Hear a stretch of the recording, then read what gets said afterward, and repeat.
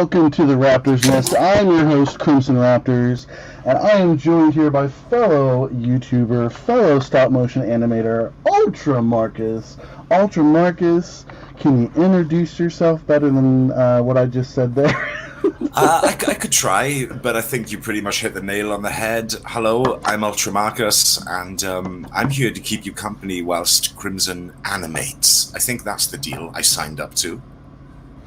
Right. Oh, and sorry, you can find me on your telephone on Instagram under Ultra_Marcus. Why am I on blast? Because you're 1 second and you're awesome, dude. I've Ultra_Marcus on Instagram and Ultra Marcus on YouTube. I do stop motion and not much else.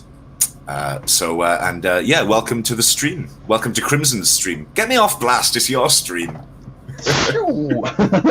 Okay, I guess I should probably share a cam, right? There we go. So we're going to do some animating. Got Ultra Marcus here, like we said, kind of messing around with stuff. I don't know why. I don't know how to get Ultra Marcus on the left side like everybody else does. For some reason, mine ended up different. So I don't know if it's how you add them to the stream or how that all works. Hey, look, I think there's just too much arguing about left and right these days. Why can't we all just get on? Exactly.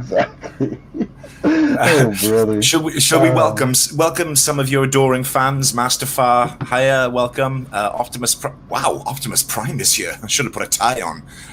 Transaran, hiya Transaran, how's it going? Britformer's in here as well, yeah. Oh, there's Ultra Marcus is in the chat. What? I know that guy.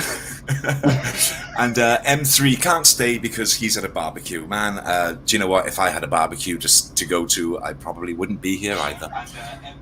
He's getting all that awesome food right now, so... I just heard my voice, as in like I had playback. Have you got YouTube? Have you noob? Turn your YouTube down, Crimson. No, I'm sorry. I was looking to see, because I couldn't see Optimus's Prime stuff, but now I see it, now it's catching up. That's kind of weird. I don't know why I couldn't see some of it, but I could see... I don't know why sometimes comments will go through, but they don't show up in StreamYard. So... then sometimes they'll show up in StreamYard, but they don't show up in YouTube afterwards. Hey, there's 360verse. Welcome in, man. Hello? that one SM guy? Yep. What's up, guys? All right. So we're doing some animating. We're talking about stuff. We can do whatever we want. It's a day before a holiday, right? Holiday for me, holiday for you. Mm-hmm. Different type of holidays. Yeah, Memorial Day in the States. A very solemn and wonderful occasion. I hope you all have a moving time over there. Over here, it's slightly different. It's the Queen's birthday. So we all get a day off for that, whether you approve of the monarchy or not. So that's nice. Let's see. There's one other thing here. Yeah, so you are setting up a scene. Do you know what? I feel like you've spoken about your stop motion project on loads of other people's channels, but not really your own. Because like you've spoken about it on Tales from Teletran, the weekly podcast that you're on. On Input's channel, yep. That's right. 7 p.m. Eastern on Saturdays, and you've spoken about it on All Hail Megatron's latest stream a few days ago, last weekend. Right. But you haven't really sort of, from your own platform, you haven't really spoken about it. So what the heck is going on, Crimson?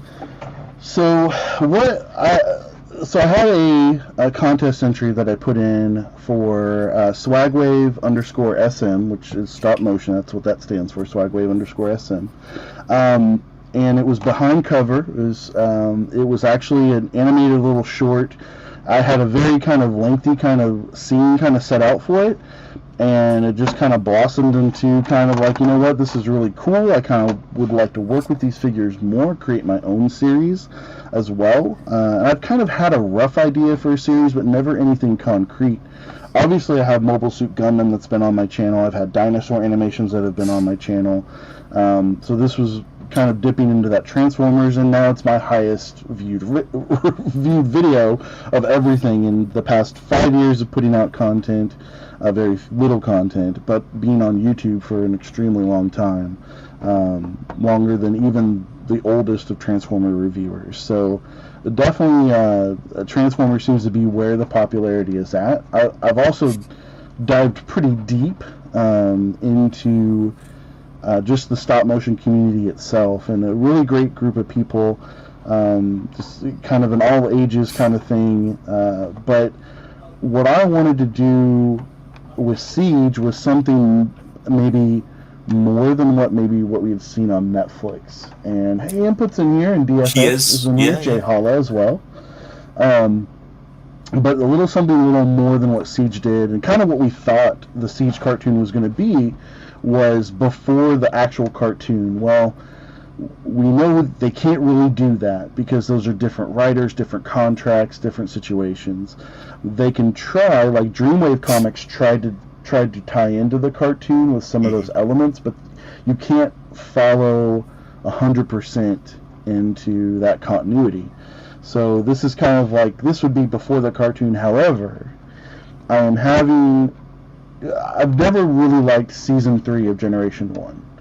I don't think anyone really does, apart from the odd standout episodes in terms of being beautifully animated or one or two moments of good storytelling. It's not my favorite either.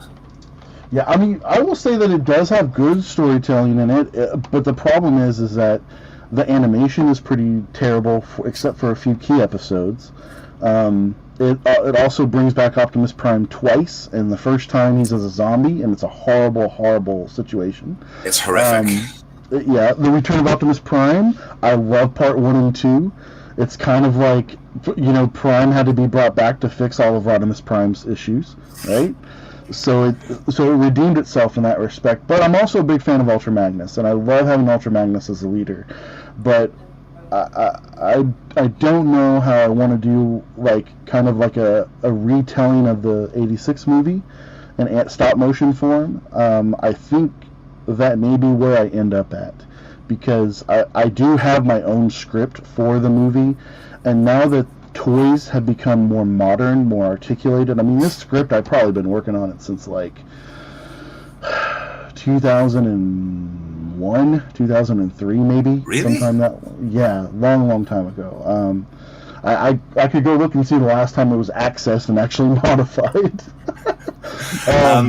Input says season 5 is his favorite of the original series. Now that's a season that's his own original series, and it is very Correct. good, and it's available on his channel. Both Crimson and I have done some voices for that, and that's getting better with every episode. So shameless plug successful, Input. And I'm in there, but unfortunately I couldn't find Inferno in Input's series. Inferno, where are you, Inferno? You may have peaked.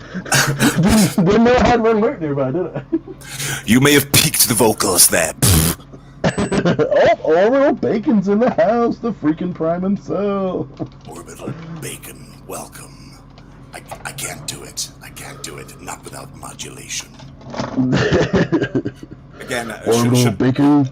Shit, we got celebrities here again. I should have put a tie on. Orbital Bacon. What the hell is going on there? Is that Zombie Prime from season 3? This is not Zombie Prime. This is a horrible Optimus Prime voice. If you want to hear a really great Optimus Prime voice, you need to subscribe to Orbital Bacon. He's got the freaking Prime voice going on. Where's my arm? Oh my God, where's my arm? Oh, you know where his arm's at? My son has him. He's got articulated fingers right here. Yeah. So you've done a lot for your upcoming series. Just to go back to your series that we're plugging here.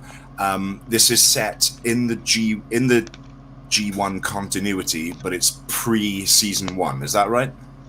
Right. So it'll be before Bumblebee and Wheeljack show up with some energy conductors and stuff. Ah. So Deluxe Baldwin's in here, man. It's everybody. Everybody's gonna be hopping in. Deluxe Baldwin. Look, I've got pants on. Well, I've got shorts on. It's just kind of halfway. Deluxe likes to go pantless, which means something quite different in the UK. But he likes to stream in his underwear, which is cool. We don't judge. Everything's cool. Man, we're not. Nobody's wearing pants online. What are you talking about? You're wearing shorts. You know, like, right? Wait, don't answer that question. Don't answer your question if it's a no. Deluxe, we waited until you'd finished with Kaj. We saw that you were on, and we were like, oh man, we can't clash. So we tried our best to wait for you to finish. So Input is doing. His series is set after G1 in the same continuity, and your series is set before. You two are good friends. Was that planned, or was that just a coincidental thing? So it was coincidental, but what's funny is like the more. So season 4 we know was just the rebirth. Those 3 episodes, right? I like those 3 episodes. Yes, I like the ideas that are in there, with the exception of the Nebulans. I mean, I loved how Lord Zarak was portrayed, or how would you say that, Ultramarcus? How would you say Lord Zarak? I am Zarak. I have a little deal to offer you. Something like that. One which will enable you to defeat your adversaries, and all it will cost you is your heads. Oh, so that was really good, Ultramarcus. Well, I prefer my Ironhide to be dead. Well, actually, no, that's not dead. That's not zombie Ironhide, is it? I'm in the process of taking the logo off that, so I can put a Decepticon badge on it. Where were we? Oh, so do you prefer your headmasters like the Japanese one, so that they are robots, not fleshlings? I kind of do. I prefer that. That's the way I've gone with it in my series. I have a series, ladies and gentlemen. I do a little stop motion myself. Okay, shameless plug over. It's called the Legend of Zarak. It is, and I have gone with the premise of closer to the Japanese. My headmaster dudes are robots, not miserable flesh creatures.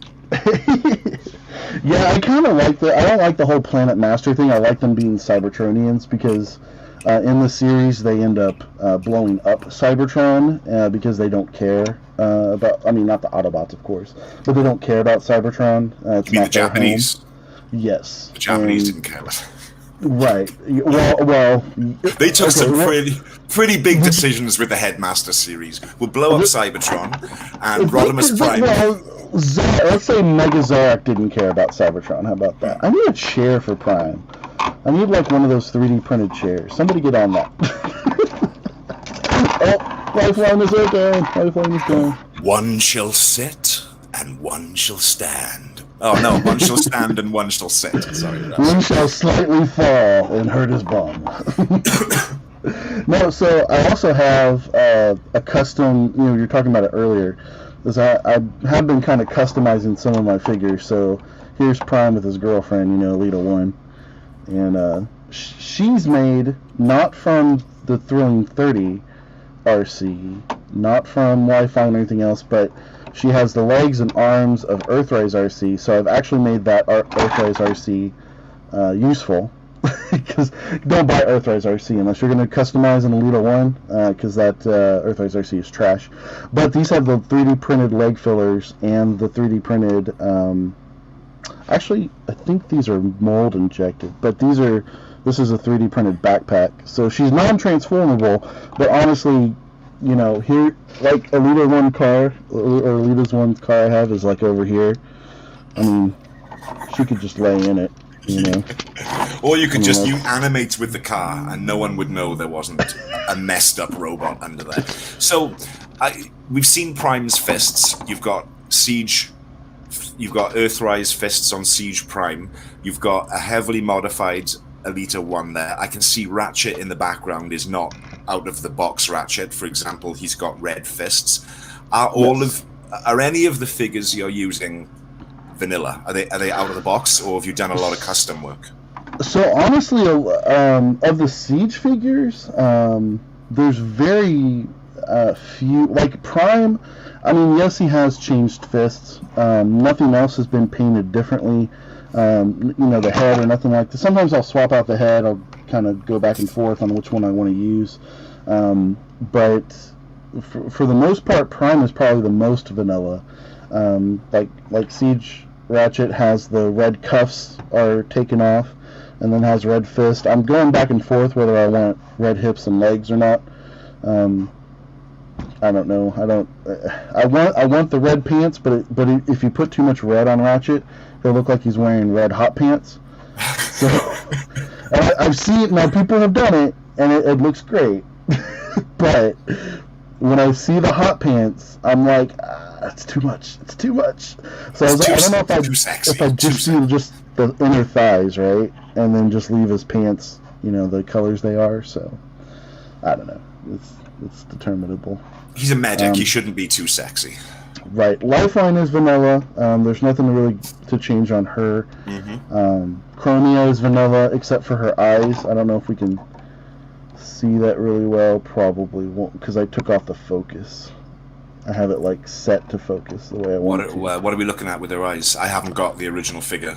So she has dead eyes. They are black. Because she was supposed to have something like a light piping back here, but they decided to paint the back of this and ended up just there's no light piping available for it. It's just black plastic or kind of a dark plastic. But so I painted her eyes blue so she could kind of match the rest of her girls. Oh, I thought Deluxe was talking about me then when he said sexy hair, but yeah, of course it's input, yeah. Yeah. And then, of course, Germanic highlights, huh? Her Chromia's legs are. So when I first got her, they weren't bad. Everybody has pretty much complained about nothing but her floppy legs, but see how they're not flopping right now? Yeah. But she doesn't. Her legs are really thin. There's just not enough surface area to keep the tension to keep her together. So sometimes she'll do the splits, or sometimes she'll just fall back, or it's kind of iffy on that. But I've noticed over time she's starting to become a little more looser in the legs, so to speak. And is that that's a custom? What's his face? The white side swipe. Clamp down. Because she should have the thing on his chest, shouldn't he? Right, so like we were talking before the show, normally Clamp Down will have the little, I think it's called the chrysanthemum or whatever. Oh, you can't see Prowl. It'll have the little dip in the chest for Clamp Down, but I kind of liked his plain. I didn't want him to look so much like Prowl. I wanted him to kind of be his own thing, and he just looked better with the plain chest. So, but he's actually made from a Red Alert. That's a very suggestive pose that Prime and oh yeah, there's Red Alert. Look. Yep. Yeah. Yep. So, and he's got 3D. He's got. I think these are non-F. Oops. These are non-F upgrades. The gun. The shoulder cannon. Yeah. Yeah. The gun and the shoulder cannon. Because otherwise they just. Damn it. Red Alert. Oh, stand! Damn it, stand! Now, otherwise, they just come with the axe. So. Here's a tip from someone who started a series: you might want to put some ticky tack on those feet. Just if you're not going to film the feet, there you go. Oh, that's weird. I was just blue. Yep. Oh well, we got all kinds. Let's see here. We got sticky tacky. We got sticky tacky, and then we got. Is this stuff? I think this stuff is blue too. And then we got blue. Is that what yours is? It's lighter than that, but yeah, close enough. So I've noticed this blue. This is from the dollar store. This dollar store blue. Alita, what are you doing over here?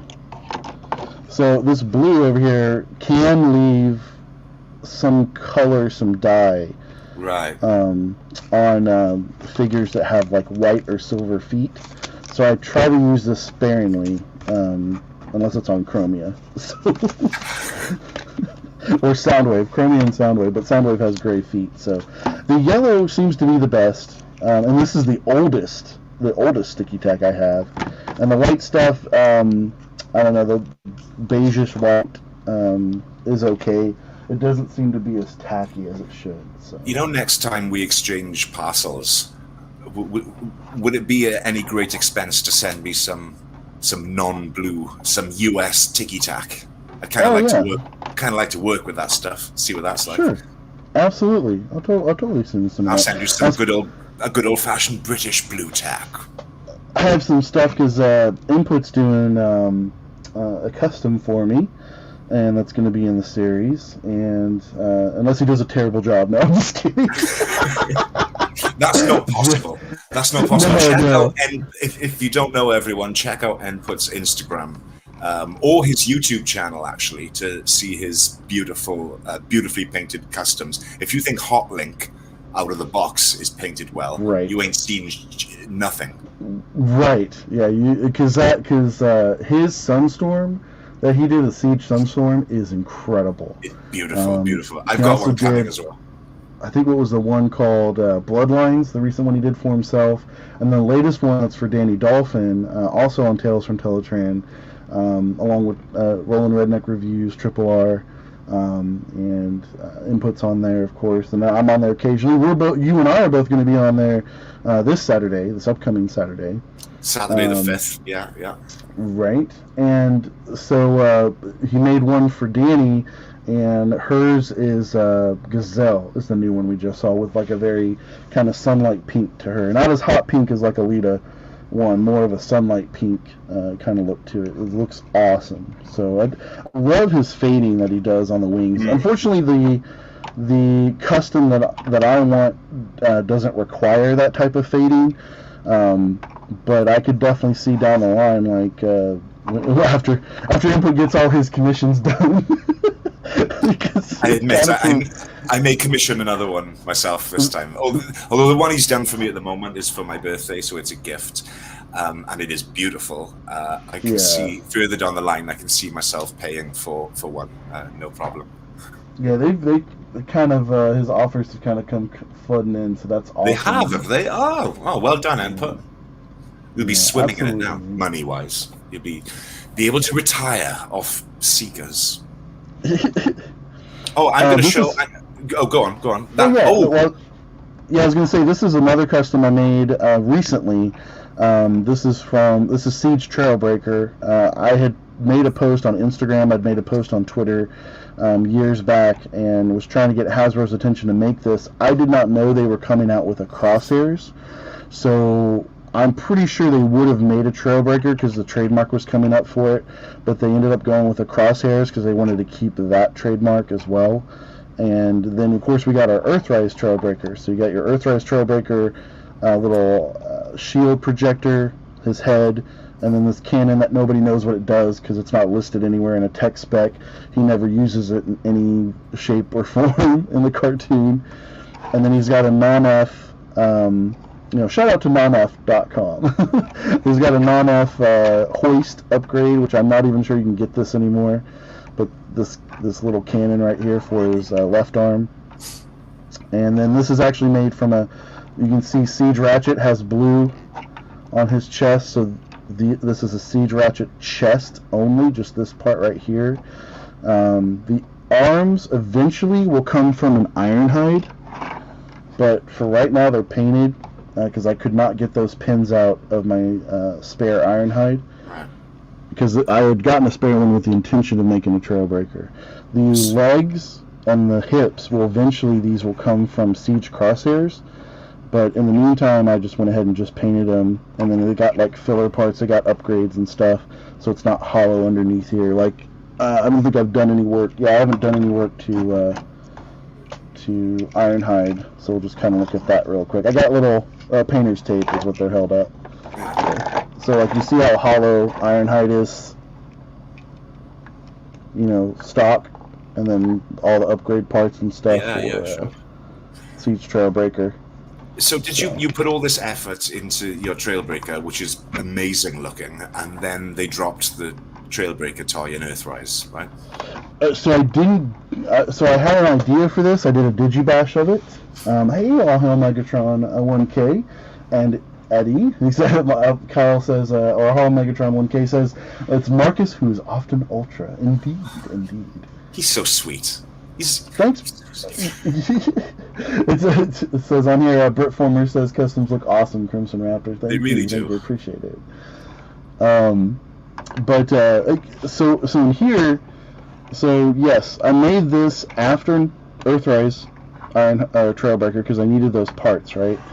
I actually had gotten the head from the Combiner Wars Trailbreaker, and it's a little small to put in here. It just didn't look right. This looks a little more, even or whatnot. Like if you're just kind of looking at it with like Ironhide next to Trailbreaker, the head just kind of, they look like they go together. Now, the reason you can't use the Earthrise Trailbreaker is because your stop motion series is set before the arrival on Earth, pre-Earth. So you need a Cybertronian mode Trailbreaker. Right. And that looks bloody amazing. Oh, sorry, you said no swearing. Over here, Buddy's fine. Yeah, Buddy's fine.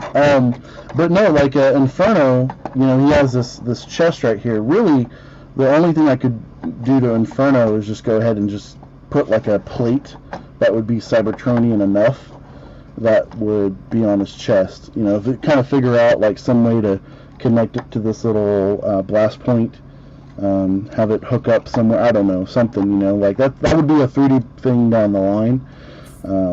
Because I wanted to use the power of the primes as his Cybertronian mode, but the more I mess with it, the more I want to mess with this guy, with the Earthrise Inferno. Plus I painted his ears, and I painted his little gun up here, kind of silver chrome, to match his little silver arm cannon. So you will be featuring that. You will be using that Ironhide. Inferno. Inferno, yeah. So I just want a different chest that doesn't look like a Mitsubishi Fuso. Are you going to 3D print that? Is that something you can do, or are you going to manipulate that somehow yourself? No, it wouldn't be like a green screen effect or something like that. It would have to be something along the lines of like a 3D actual practical part. It's just little add-ons and stuff like that would go a long way. Mm-hmm. I think, and particularly in stop motion. Now it'd probably be only like for me to use, and nobody else would really need it. So not a big market for that. You probably have to do that one yourself, to be honest with you. Right. I mean, I wouldn't mind offering it out there if anybody else wanted to make their Inferno Cybertronian. Input's got a dash. And dash put's got a dash. Yeah, we'll probably be here when you get back, Input. We're going for 8 hours, right? Don't you, Marcus? Yeah, sure. Let's do it. I mean, it's yes. Yeah, why not? It's 1:20 in the morning now. I can go till 7 a.m. Eddie P was asking, are there fillers on Inferno? Yes. There are fillers all over Inferno. I don't know if it'll show up on camera, but you got darker parts here. Darker parts here and on this part, and then also fillers on the inner arm and the forearm as well. What's cool about the little forearm filler is it has like a little hinge kind of system. That's so cool. You can go ahead and put that in there. Oops. And then just close it back up. And it's totally, everything works with him to transform. So what I do, I know his head keeps popping up because I keep holding this. Pressing in the ladder. Yeah, instead of like holding him like on his sides or hips or something like that. But I press it on the ladder so his head comes up, so that's my bad. But yeah. Little filler part here. I like this kind of design. There's a pseudo design for Siege Megatron. Everybody knows I hate Siege Megatron with his hollow forearms, and there's really only one person out there that has made a proper forearm filler for Siege Megatron. Otherwise, we all hate them. Yeah, otherwise you have to remove the pin in Siege Megatron and get a different hand and just fill the other part out. Then you always have the hand hanging out. So there's no easy way to do it. Siege Megatron, I'll show you. He's over here. He really way ahead of you, Crimson. I've already dangled his holy arm in front of the camera for the audience. Have you got a filler for that? Have you got something for that? No.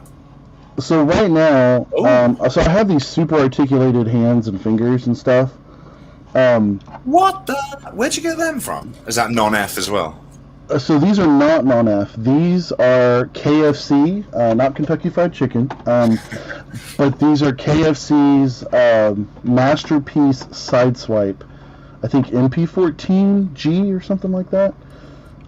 So these are sideswipes, Masterpiece sideswipes fingers, and they're perfect for size for Megatron and everything. Got a thumb and everything.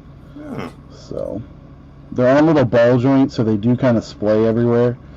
So you got to be really careful if you're animating with this. I do have the shapeways part where I got to knock out this pin and then put in the little piece. That way it completely replaces this entire hand, and then you throw this away. And then, but then what happens is you'll have this out, you'll have an empty spot here, but then I have another piece that actually clips underneath here, and then it like has like a hinge that goes in here, because there's no clearance at all with anything. You couldn't put something like what's on Inferno to hinge open. Yeah. It's almost like if they had made this more hollow, then we could put a hinge here, you know, but no, they had to make it more difficult. But that's why I kind of want to knock this out, this pin right here, and just completely get him a brand new arm. So he can have wrist swivel and everything else, so. It's just, I've customized Megatron too. He's got more red around his elbows and on his sides. Oh yeah. He's got the red for the little button. Yeah. I kept the red up here, not because I wanted to be lazy, but because it actually kind of looked kind of neat. Just having a little more accent up there. That's the Siege Megatron, right? Yes, yes. The first release, yeah. And then he's got some extra pieces here that come apart, so we can have like a cannon. Oh, you've got the G1 gun barrel coming up the back. Yeah, so that way he has something that looks similar to it. I did have another piece. I don't know if it's... I'm over here looking at something.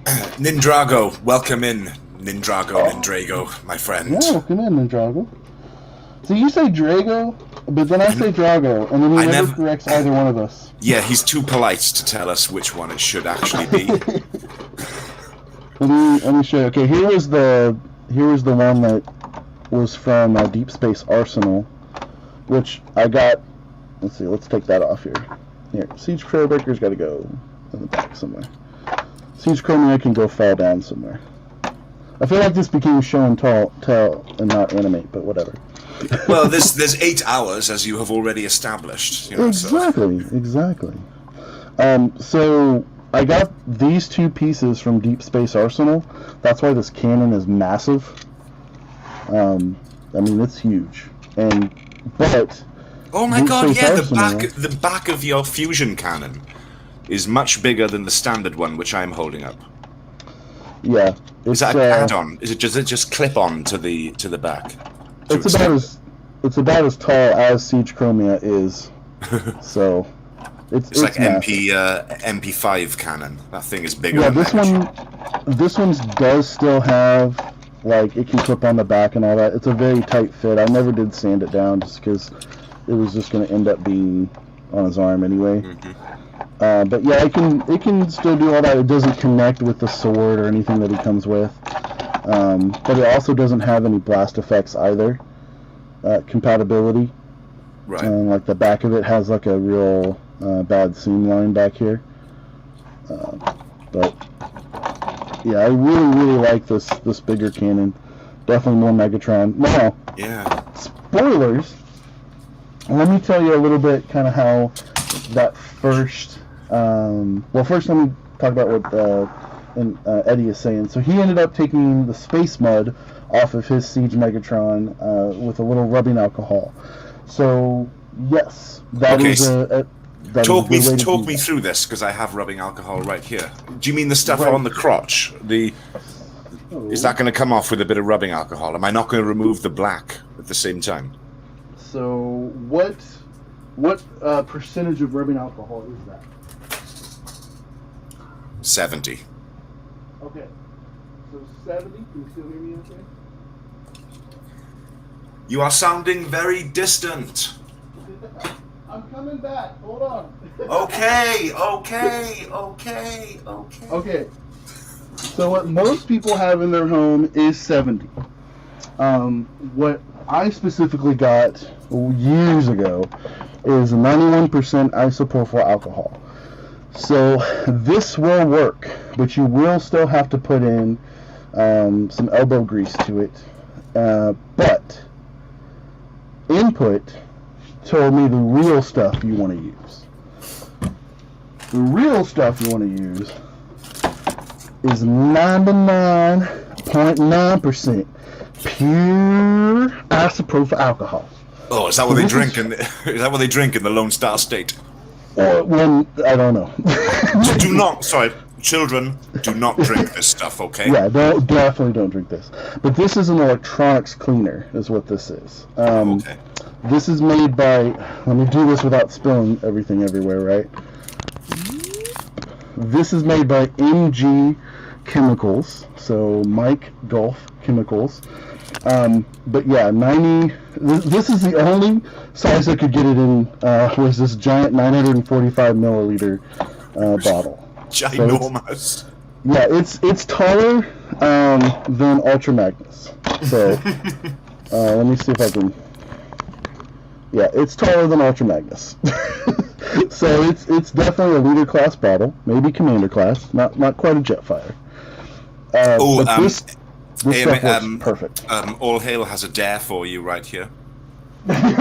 Or is it a question?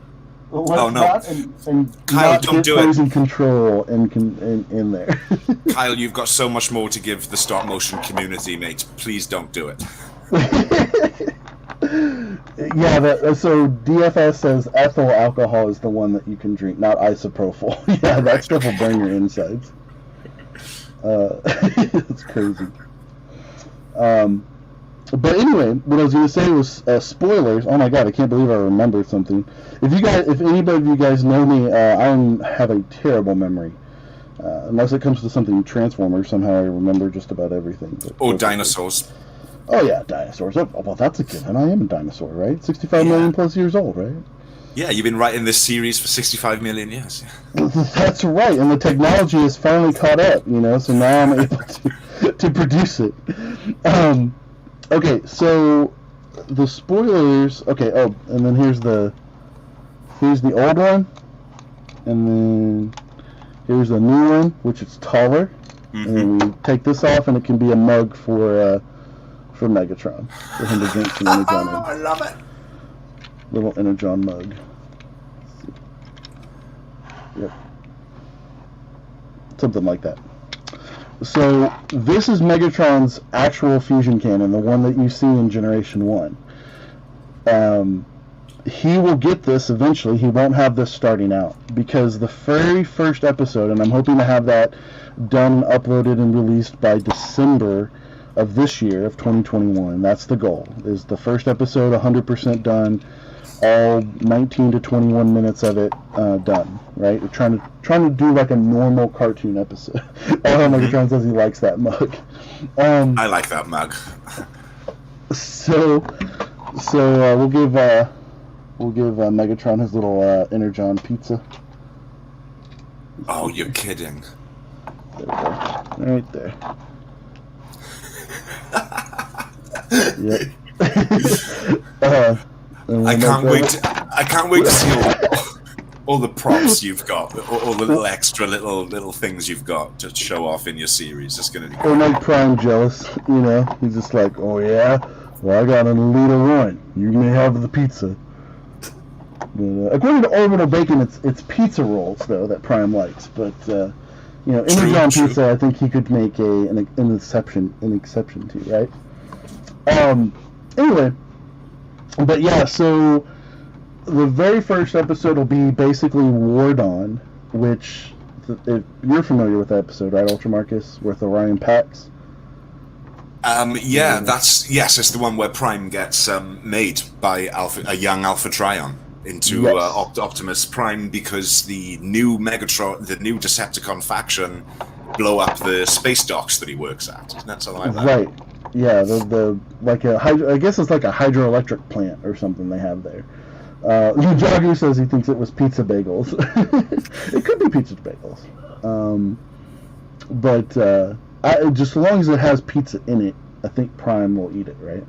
Oh yeah. But yeah, so he'll have his normal stock cannon, which in that case where Prime says, well, first of all, Megatron says, "You've caused enough destruction for one." Or no. He says, "No crap. That's the other way around." That's Shattered Glass Megatron, right? Prime comes up and or Megatron says, "Destroy them, destroy the Guardians." He's talking about that, right? The Guardian robots, but he's talking about destroying the Autobots, everybody that's there, right? And Optimus Prime shows up and he's like, "You've caused enough destruction for one day, Megatron. I haven't even started." And then he fires at him, right? And all the blasts from Megatron's gun just glance right off of the newly built Optimus Prime. And Megatron's like, "Who are you?" And Prime says, "Your worst nightmare," and just takes out like his entire army firing at Megatron. Megatron flies up, getting away, like it's just crazy. What's up, Junior 1977, and Ninja Bill Reviews is in here as well. Hey, Bill. And Silencer Zero. I don't think I mentioned Silencer Zero. He's been in here too. But yeah, so it'll be kind of that kind of episode is what the first one will be. So. So that's pretty cool. Okay, so you are starting with the birth of Optimus Prime. Right. So, are you retelling that episode or like where that episode ends? Obviously, in G1, that episode ends with the aerial bots going back to the present. So you're staying in that time zone to start your story. Right. So what'll happen is that if you actually, I had timed it, and that is all the stuff from the past that are in that episode is about 8 or 9 minutes of actual on-screen time. And there's scenes in there where there's a part, well, I don't know, I guess I should just say, if you read the TF Wiki on it, you'll know more about kind of what goes on with that episode. They had to edit it for children because there's that part where Megatron rips off Orion Pax's arm. And he actually rips it off, and Megatron starts beating him with it. And That's dark. They deem that too violent for kids programming, obviously. But this is my little Orion Pax. Cute. Little Mech Fans toy. He's got like a little Prime gun, but and a little shield, because he's made from like that Mech Fans toys like cup. But anyway, I love that. I love the head. Yeah, it's very Orion Paxy. Years ago, there was an eHobby G1's Orion Pax based off the cup mold again, and I can remember seeing it, thinking, "Ooh, it was like the third week of the month or something," and I thought, "Ooh, I like that. One more week when I get paid, I'll buy that."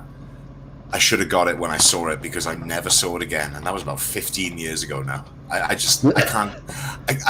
can't even yield any results when I put eHobby Orion Pax into like eBay and stuff. It's just because it was made by the G1 cup mold and had a wheelie that was going to be like it was supposed to be Dion or something. That's like right. It came with a wheelie in Dion's colors. Yeah, never saw it again. So you got let's see here. We'll take Chromia out. You got the whole family. Shortness Prime. Nice one. Shortness Prime. That was nice. Yeah. But I kind of like, imagine if you had like the aerial bots, like what would they be? Like maybe Ratchet size kind of in a way? Maybe something size. Like that. Well, isn't there a rumor that we're going to be getting combiners again and that the limbs will be deluxe size? There is. DFS says he's making a custom seeker right now called Crimson. Ooh, I can't wait to see that. So Eddie says his version of Orion is that thrilling 30s. So let me tell you a quick story about that. When that came out, I was like, okay, this looks like crap. Then years go by, and they do the Spotlight Optimus Prime book for IDW. Mm-hmm. And they actually used that mold, and I was like, okay, that's cool. I would like to get that figure again. Couldn't find the figure, and then too many people wanted way too much for that figure, and then I found out that the Legends version, or Unite Warriors, whatever it was in Japan, they had made that Orion Pax with the Rolling 31, but had given him a blue windshield and blue clear plastic, right? And I was like, that looks gorgeous, super gorgeous. And so I tried to get that one, kept getting outbid. Recently, I was able to find one because somebody had put it up as the Thrilling 30s Orion packs, and it was actually the Japanese version. They didn't know what they had, and I had just slept on it and totally forgot about it, and then I lost it, right? So now I can't find one again. So if I had gotten that, it would probably work, although that Orion Pax is a little bit taller, a little bit bigger, and I kind of like this size right now. Because, they're smaller robots, right? That, like back in the day, they wouldn't have to be big, brooding Decepticons, right? Yeah, I mean, I guess when Orion Pax was rebuilt as Prime, it makes sense that he would be improved, upgraded, made bigger, more powerful. So I think the scale there is just fine. Yeah, so like if Orion Pax becomes Optimus Prime, right? And then you have Megatron, Siege Megatron is like this big. It's like, oh, what do you store here? It's like, oh, we just store energy here.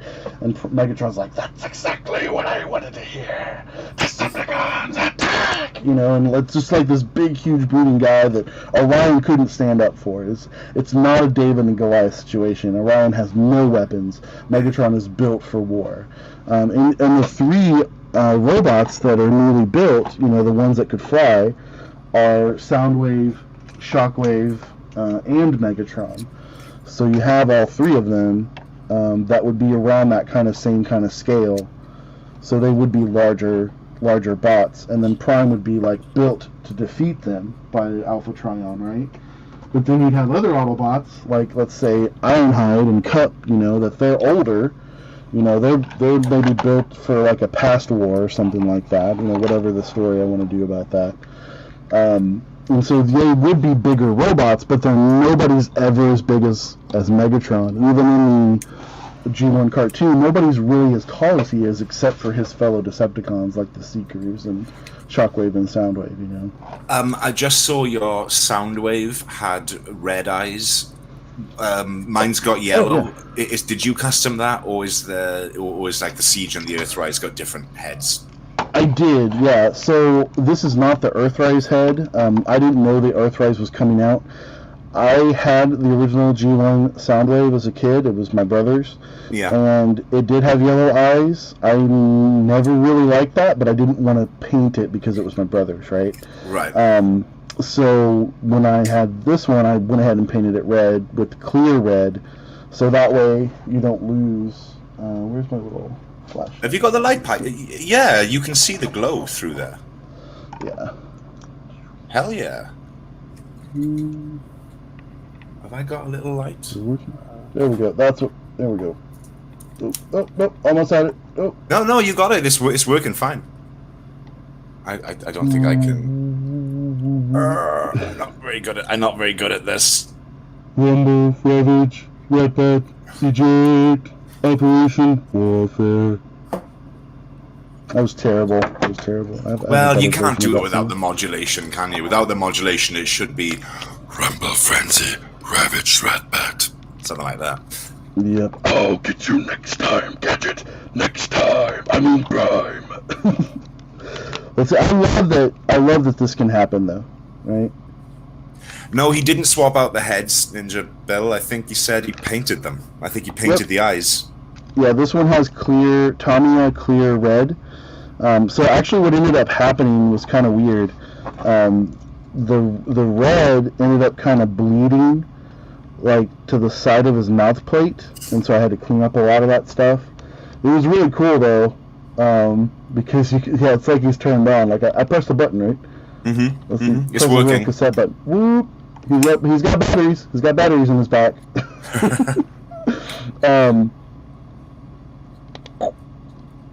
There we go. That's how you do it. Hit the little button, and his head lights up. But yeah, so he kind of bled a little bit on the side of his mouth plate, but you can't really notice it. I still see it. But that's Siege, right? Yeah, this one is 100% the Siege one. So. But I see you've taken the backpack off, right? No. The backpack. Oh, sorry. Right, there it is. Yeah. But yeah, you can tell it's a siege one because he's got the little red. Oh, sorry, nobody can see that. He says the little red things on his forearm, little red paint. Yeah. So, but yeah, that's what I did to the sound. Yeah, see, you're right. Like a lot of my stuff isn't stock anymore. I've customized it because like they're my figures. I can do whatever I want to them, right? Like for Prowl, my biggest beef was that he didn't have blue anything on him and his legs, and that's very indicative of that character to have those blue windshield on his legs. Yeah, and on the back. So I wanted to make sure that he had that kind of bright blue, whether he's in vehicle form or in robot form. So I wish Red Alert had it. I know he's supposed to have like a silver. Unfortunately, Red Alert's backpack is smoky, so I can't turn that into blue like this is clear. I could do blue for Ironhide, but then him, Trailbreaker, and Ratchet would kind of all look the same with the blue windshield. So I don't know. There's sometimes where I'll kind of go against my own ideals of what the comic looks or what the cartoon looks like. Hound is stock. Sideswipe is stock. Okay. So yeah, I'm kind of looking at figures that are off screen here. I have an add-on missile for Hound. I forget now where I got it from. So he's got like a missile right here that comes out. Yeah, I see. That looks a lot better. If I can take it. Man, it's been in there for a long time. You know what? It does come out. I'm not going to take it out, though. But, yeah, I don't know. There's not really too much. I mean, you can get like a little backpack here, and you can also change the interior with some paint, stuff like that, which I'll probably do later. So I guess he won't end up being 100% stock. But there's very little that needs to be done to Hound, for really any animation. I love the ammo clip on his gun. That's a great little touch there. So it's cool because you could kind of like make it to where he's kind of loading it, right? From this side, because if you put the ammo clip on the other side, he's got to turn his wrist. Then he's got to like get another clip out from somewhere, and then he's got to. I can almost reach to reload. Oh, almost. But if you keep it on the inside, I feel like that makes a little more sense. Even though that would mean normally with ammo clip on that, so that all the rounds would go out this way toward his field of view. But it's Cybertronian lasers, so who cares? Yeah, it's not actual calibers. In the chat, Eddie P has popped his Toy Hacks cherry. Looks like he's caved in and gone for a Jazz 6-sticker set. Well done on your first Toy Hacks. I haven't got the Jazz one yet, but it's on the wish list. I am going to get that because I think with a lot of the sports car Autobots, the Toy Hacks really do help bring it towards what it was back in the day. Because obviously they can't use all those sponsorship names these days. But yeah, the Jazz and the Wheeljack ones I do mean to get. Yeah, they'll get in trouble for that because those are actually real companies, and most of those companies are still around as well. Yeah, exactly. Yeah.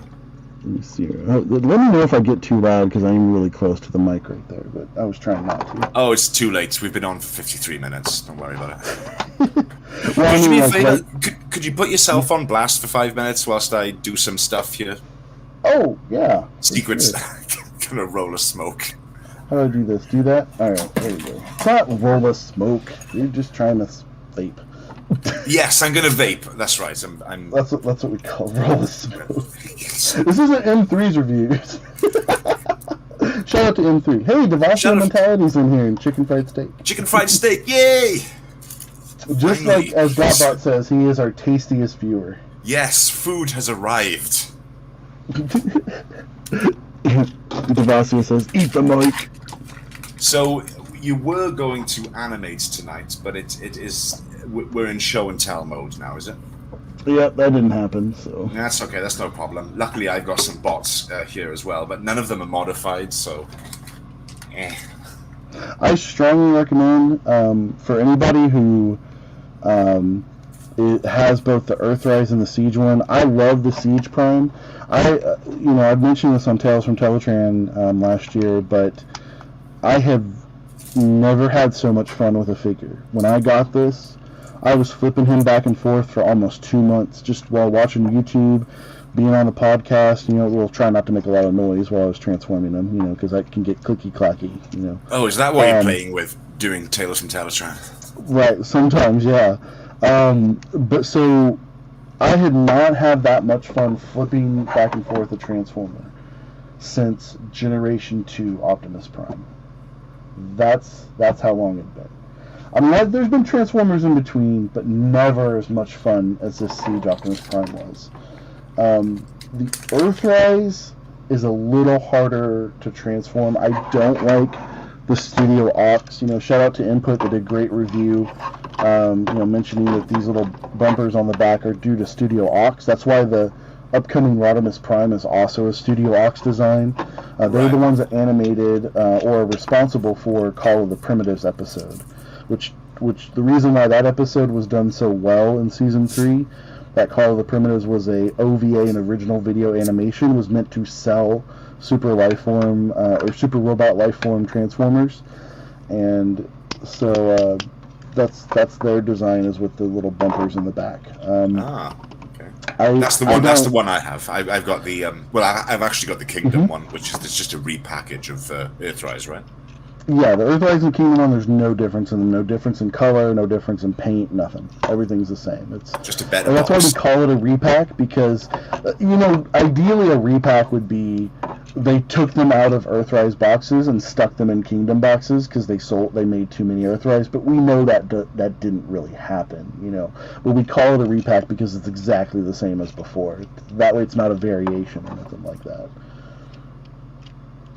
So... Eddie asks, it looks like it's has anyone managed to get their Galvatron yet from BBTS? I haven't over here because we don't have BBTS, but I have heard of a few people. I think I saw in the Discord someone had it. Yeah, mine is sitting in my pile of loot. Interesting conversation. Unitabi's in here. What's up, Unitabi? Oh, hello.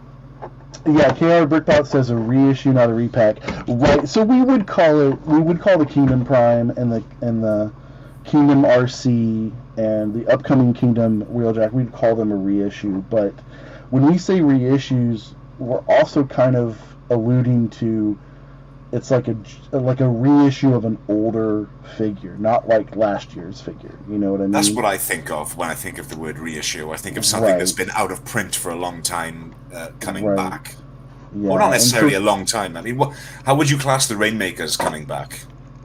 Well, that's interesting because that would not be a repack because they're not coming in the Target exclusive packaging that they had. From what we understand, they're not coming in the Target exclusive. But the Earthrise, Thundercracker, and Skywarp, they came in the exact same packaging that Target had. So, is it a repack? It's in the same packaging. So I'd be interested to see what these new Rainmakers, if they do come in the same packaging, or if they come in something that has more Japanese writing and stuff on it. Because it's not a Target exclusive, it's just a straight up, the same three Seekers. Although the pictures show different paint decos, so Oh, really? I can't. Yeah, because there's some red striping on the alt modes for a couple of them, and I think Nova Storm has that. Where is my Nova Storm? I think I missed them the first time round, and to be honest, it took me. I must be the only person out there to say this, but it took me a while to fall in love with the Seeker mold. I had my star screen quite early, and all I could see was this really long legs, and I was like, this is weird. But then I got my Prime, which I loved, and he's got long leg syndrome. So I went back to the Starscream and thought, this thing actually rocks. And now I'm surrounded in all the Seekers that I could get, which is Sparkless, Redwing, and I got a Hot Link as well. So I'm pretty desperate to get the Rainmakers. There's one of them. Yeah. And also, obviously, I'm having a Seeker from Input, from our friend Input, which is going to add to my ranks. He's going to be called Sidewinder after the missile. Awesome name. Awesome name. Yeah, not bad, not bad. To be honest, he came up with that. He was like, "Oh man, let me come up with the name." I was like, okay, go on." And he said, "Sidewinder," and I was like, "My God, that is a brilliant name."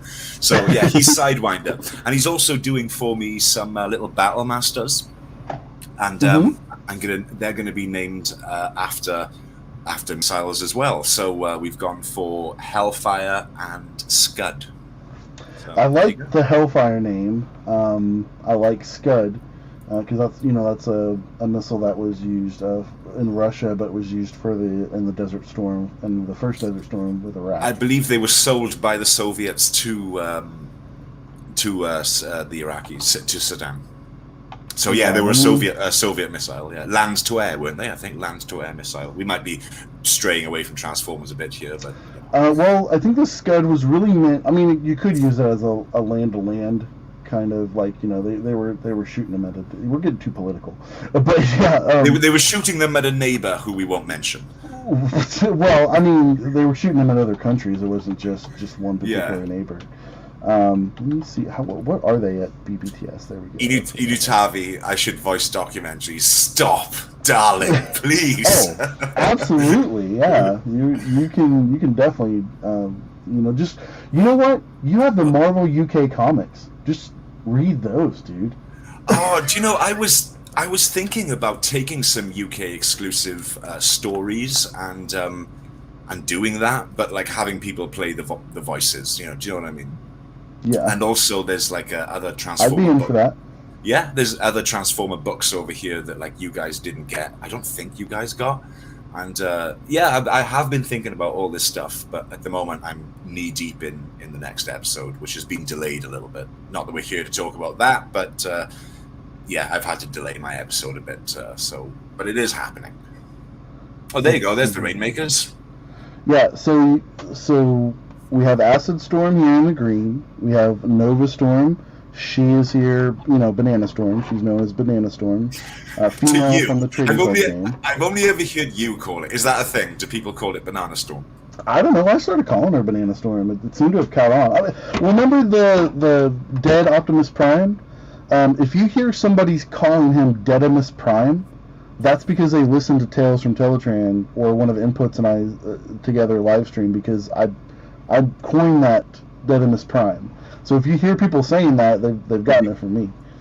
I forgot. I'm sorry. You're on the thing. That's okay. It's okay. 2 minutes. I'll be back on.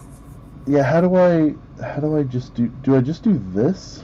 Well, hold on a second here. In case you can't tell everyone, we're new to running our own StreamYard thing here.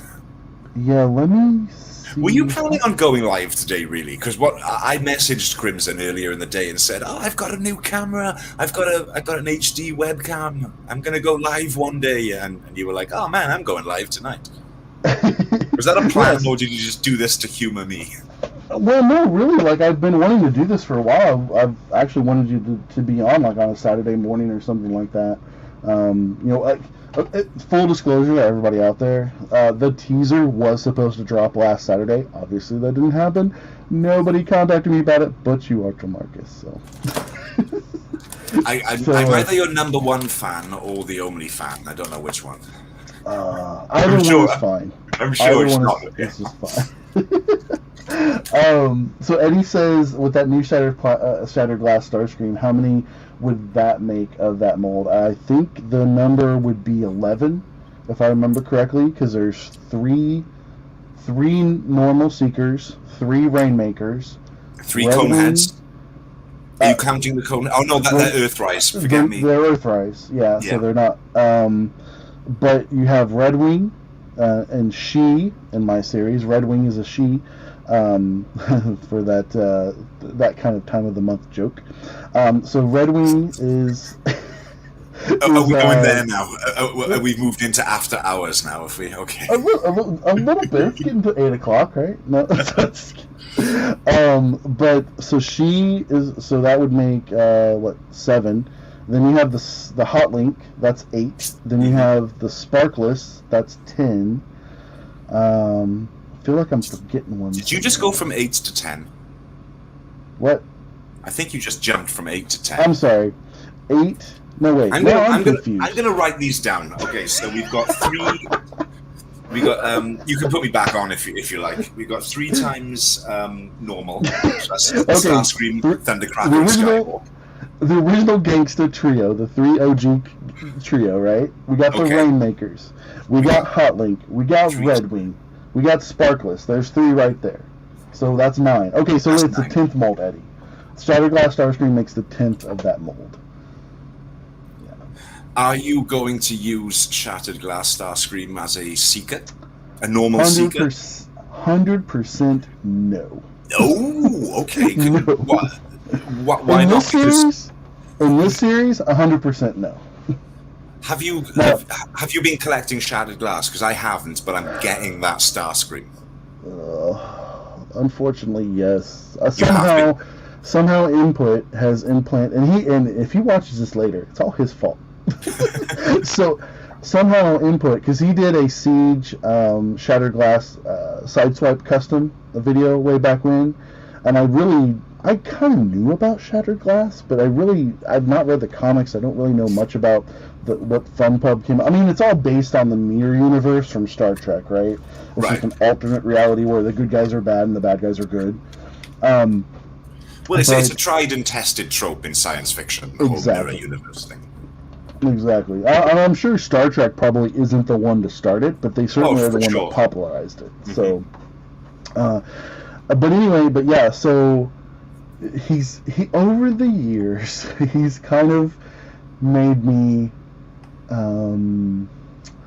what do you call that when you're kind of like, it's not like I'm in love with Shattered Glass, it's not that, he's made me drawn to it somehow for some reason, because he loves it so much, right? Like, and it's like, you know, he likes it so much, it's kind of making me like it too. It's rubbed off on you. His enthusiasm has rubbed off on you. Right. I hope that's a phrase over there. I think it's infected me more. Yeah, I wouldn't say rubbed off. He's infected me with the love of Shattered Glass.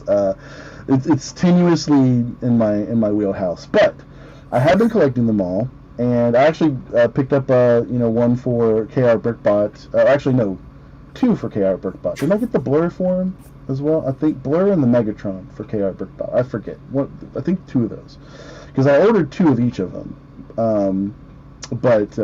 Let me know, KR Brickbot, in the chat. If did we? I know we did for one of them, but I think we might have done for the Megatron too. All Hail Megatron says Shattered Glass has been a huge interest, but thankfully I've never dived down that rabbit hole. Oh, it is a bad rabbit hole, because all these are just duplicates with more paint, different heads, stylization here and there. Although that Starscream, those blades look really awesome. We talked about that on the TF Reviewers live stream on Friday night. That was those blades do look really cool with that Shattered Glass Starscream.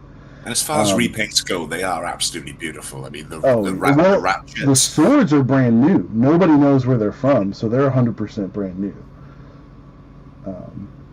Kara Burger says ideally all 3. What was the third one? Shattered Glass Starscream? I don't think I got Shattered Glass Starscream for you. Eddie asks if you're in on the Grimlock Mirage 2-pack. So yes, I am ordering a couple sets of those. Now, the reason why most of the time why I order multiples is for quality control issues. I'm glad I ordered multiples of Earthrise, Dirge, and Ramjet, because the first package I opened, the Dirge had like a paint scrape on it, on his wing, and that bothers me to no end. Now in my series, they're going to be Siege versions. If I ever go to an Earthrise type series, then I'll use those. But in the meantime, they just look beautiful on the shelf. I'm looking at them right now. Dirge, Ramjet, and Thrust just look amazing on the shelf. I am very saddened that people in Canada and overseas have not been able to even purchase or have their orders fulfilled for Earthrise, Ramjet, and Dirge. That's very disheartening. And Thrust as well, being such a debacle here as a Target exclusive, but also being a full retail release in Asia. So go figure there. Like you can get it thrust pretty easily because he's available in Asia. But that thrust, the VTO, the vertical takeoff and landing, the VTOL wings are not in the right place. They need to be lower. So you can take them off and plug them into some 5mm ports, but you really shouldn't have to do that. I mean, come on, this is 2020 is when that came out. Like, it's just unacceptable. I mean, that's what they did on the classics, right? You had to take them off and take off the wings and put them down there, or take off the little fans or whatnot. Anyway, not the point. But they look great in robot mode. They look great in vehicle mode. But I miss the wrist swivel that we get with Siege. Right. You know, we should have that. I love this whole design where you let's see here. How does it go again? Oh my god, it's been so long since I've transformed them. I'm sorry, guys. Does it open? Yeah, it opens like that. Like, I love that whole hidden feature. Why didn't they do this for Megatron? You know, we're having trouble seeing that, Crimson, because the screen is split. We can't really see that. There you go. Oh, sorry. Yeah. Why couldn't they do something like that for Megatron? Yeah. Then you wouldn't have you wouldn't have any reason. You wouldn't have any forearm fillers, so you'd knock out any kind of third-party add-on there. Oops, sorry. Sorry, I can't see it because my light bar is in the way. But yeah, and then you still get wrist swivel. I mean, come on now. That's what I want to design, something like that for Siege Megatron, something similar to that. So I don't have autofocus on. I realize now the problem. If I was animating, it'd probably be better, but I now see the problem in that. But let's get this crap off the screen. Hold on. So let me show you. Let me go to that tab. Where's it at? Can you guys see that? Okay, yeah, you can kind of see that. All right. So if we look at BBTS, so in the front part, can you put that on blast? It's quite small. There you go. That's a little bit better, I guess. Can I do this? Do this. Do this. I don't know what we're doing, folks. Alright, we'll try this. Can I make... Oh, cool, I can even zoom in and make that bigger. Awesome! Okay, so this is what the normal Siege Rainmakers look like. They look just like this. Gray on the inner wings, right? Okay. Gray here on the tip for Acid Storm. You see it on Acid Storm. Gray on the wingtips, right? But Ion Storm has Thundercracker's red tips. But he's not supposed to, because... So that's the new Rainmakers. Right. Because this Acid Storm has gray on the tips right here. But if we go back to it, you see it's got red like Thundercracker does. And well, damn, I guess you're going to have to buy them all over again. Yeah, I probably will. And make them as three... So are these three new characters to be made here? No, these are the regular Rainmakers, but that's what's so confusing about this, because this doesn't look photoshopped, but this isn't Thundercracker either, because Thundercrackers doesn't quite look like that. Let me see if I can... I have Thundercracker over here. Stock photo mix-up. Is that possible? It's possible. Okay, let me see. So the difference between... Oh, hold on a second, guys. So the difference between... It looks like they might be using Thundercracker's stock photo, right? Because you have Ion Storm over here, here's Thundercracker.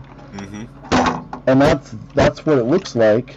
But the problem is that, okay, so how did they mix that up? Because for one, there are two different blues. This is more of a greenish kind of blue on Thundercracker and kind of a baby blue on Ion Storm. You should be able to tell a little bit of a difference here. It is subtle, but yeah, it is two different shades of blue. Empert went over that in one of his unboxings, I think. But you'll see this red trim right here, and the red trim on the cockpit. That's exactly, and see how you got gray over here, and then no trim at all right here on the inner wing, and no trim on by the cockpit, right? And this cockpit is black, and this cockpit is gray. So when we go back to the photo, you'll see the cockpit is black and the red trim, just like Thundercracker. So it's a little confusing. Like, are we going to get red trim on an Ion Storm, or are we going to get it's going to be the same as what we had before? Hasbro and their promotional photos. Right. I think it's going to be the same as what we had before. That just makes sense. But I don't know. If it's different, it's different. It's not too big of a deal. Just toy hacks it, right? Exactly. Hello, Marvelous Prime. Welcome in. What's up, Marvelous Prime? Get some people coming in. Marvelous. Are you late? People are done with their dinner, well, right? it's, Marvelous asks, is he late? Well, we've done an hour, but Crimson wants to go for 8 hours, so we'll I'm just see. kidding about that, by the way. Oh, thank God. It's 2 in the morning. Let's see. Let me get out of that tab. Okay. Oh, you're back on, by the way. Is that cool? It is cool. Okay. I've got some stuff, but none of it's worth showing. None of it's modified or anything. I've got one thing to show actually. That's a custom, but it's G1, and I was recently sent this by the Collector 75. That is a G1 Seeker. It's awfully bright, the lighting in here, but that is a copper with lime green wings and tail fins, and a silver sort of these are thrust wings with Starscream's tail fins. So that's a nice sort of unique combination as well. And we've got silver on the weapons. If I turn it around, so he looks a little bit naked because he hasn't been stickered up yet. But I do have I've got spare stickers for every G1 Seeker, so I just have to decide which set of stickers or combination I want to put on him. So he's mostly done. He hasn't got a name yet, and he's got a G1. I believe the base of this is I want to say Dirge, a reissue Dirge. But it's got a G1 cockpit. They've got clear cockpits, the reissues, but the G1s have a nice purple cockpit. So that's purple for you. Or orange? What did I say? Purple. I did, didn't I? Sorry, orange. Wait, no, I'm confused. So the reissues, the cartoon versions have gray, right? But the old ones, do they have orange as well? Or clear? I think the original G1s had orange, and the reissues have clear. I want to say. I wonder if I wonder if it's the other way around. Let me go double check, because I think it's a smoky clear. But that's for use in my stop motion show, and it just arrived yesterday, and I'm very, very pleased with it. Thank you very much, the Collector 75.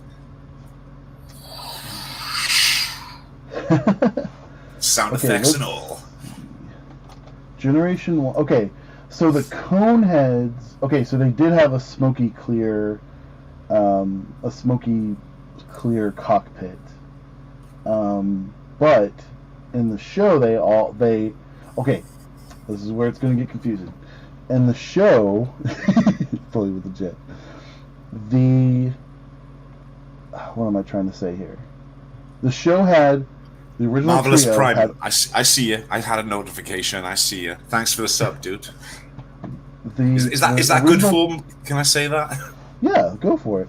The original trio had orange cockpits. The original box art had orange cockpits for all 6.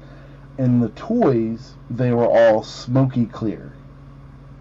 Is what they had for cockpits. The reissues had the orange cockpits. But in the show, the Coneheads had clear cockpits. So that's why it's all mixed up, and we all get them all confused, and we don't know which version we got of that version, because it's different in all 3 different forms. Box art, cartoon, toy, and reissues. Well, it's a mongrel, that's for sure. It looks awesome. Yeah, it turned out really well. I'm very happy. And when he said he was using lime green, I thought, I probably won't be able to green screen that. But that's so bright. That's so far removed from your typical chroma green that will green screen no problem. So we should have some nice footage of that flying. And damn, do you know? I think the G1 jet Seeker is just, I think, one of the best G1 molds. It's so beautiful from every angle. It really is. I mean, that was the Starscream, the gray colored F-15 jet. That was what was the first thing they saw, that Hasbro saw at that Japanese toy show, and that's what got them interested in what is this. And so Starscream was the first one to kind of get that treatment. And then eventually they knew about Microman and the Micro Change and the Soundwave Cassette Man and all those other, Megatron and all that stuff. And so they kind of separated them out, made the military vehicles. Although for some reason Hound ended up on the Autobot side. Yeah, even though he's a military Jeep. I remember Rodimus's conversation with like Flint Dilley, and he's telling the story, of how like they were all in a car and they were like, well, guns are bad. Oh, I'm not making a judgment. Guns are bad, so he has to be the leader of the baddies and stuff like that. And that was the logic behind it. Oh, but if you look at it, like when they were designing emblems and things like that, the Decepticon emblem looks very much like the original G1 Soundwave's head, right? Yeah. I mean, some people have said the Autobot symbol looks more like Prowl, which I've never known that until somebody mentioned it recently. My phone is going crazy with notifications of subs, so thanks Brit Former as well. We really appreciate that. Yeah, I put your link to your channels in the description, so if anybody sees this later, hop onto it and give Ultra Marcus a follow. We're getting into 1,000. I'm lagging way behind, and that's fine. If you're a huge Crimson Raptors fan, which I'm sure you are because you're here watching this, then he plays Sludge for me in my Duty of a Dinobot episode. So you need to skip to about halfway through that and look out for Sludge. And he steals the show. You can't skip through that. You gotta watch the whole thing. It's 40 minutes.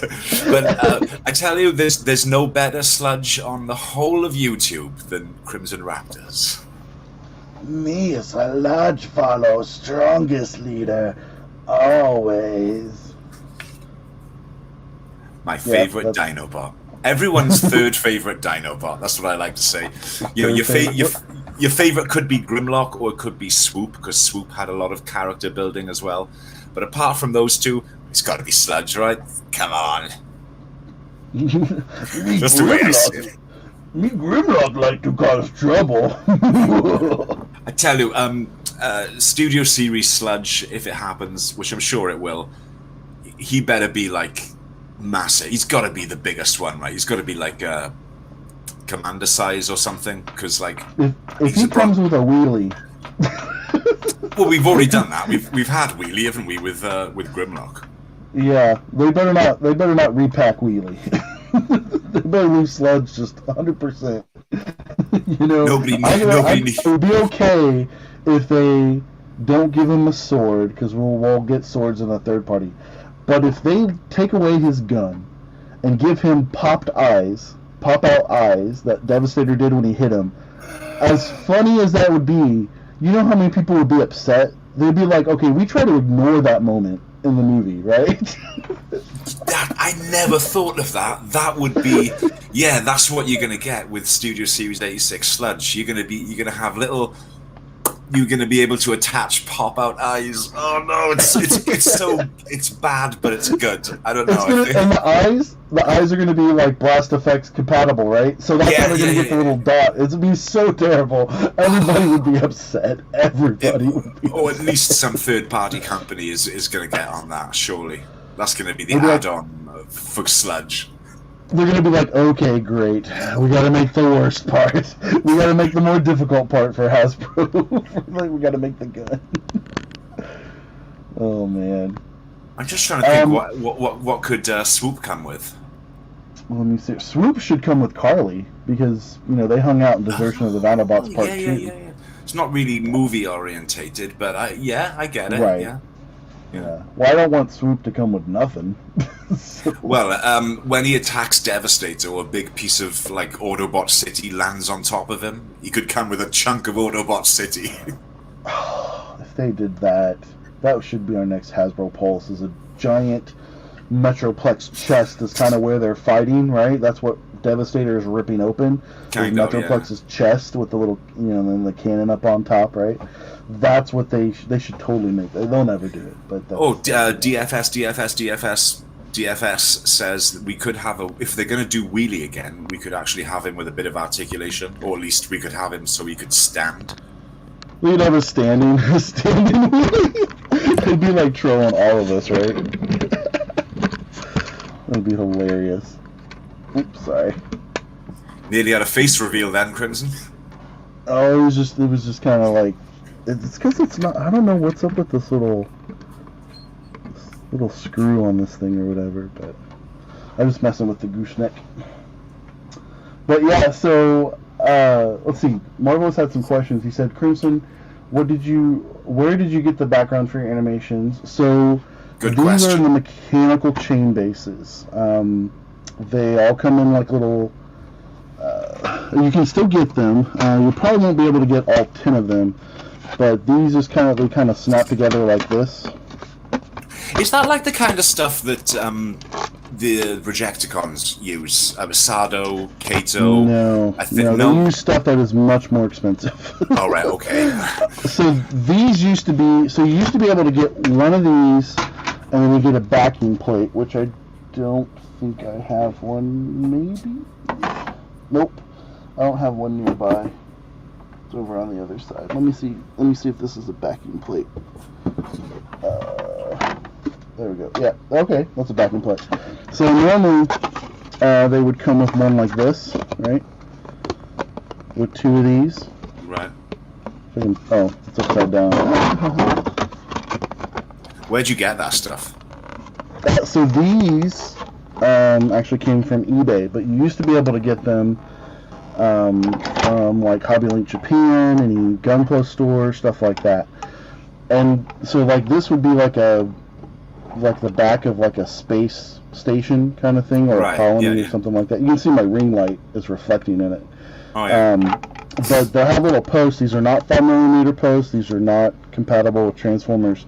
But these little posts here, you can stick like little men, little catwalks, little docking lights, all kinds of stuff like that. It just depends on. There's like 3 or 4 different versions of these ground plates and 3 different versions of the back plate. Anyway, so you could get 2 of these for $10. That's how much you could get them for. They were made by Kotobukiya. Now, what happened is they were knocked off.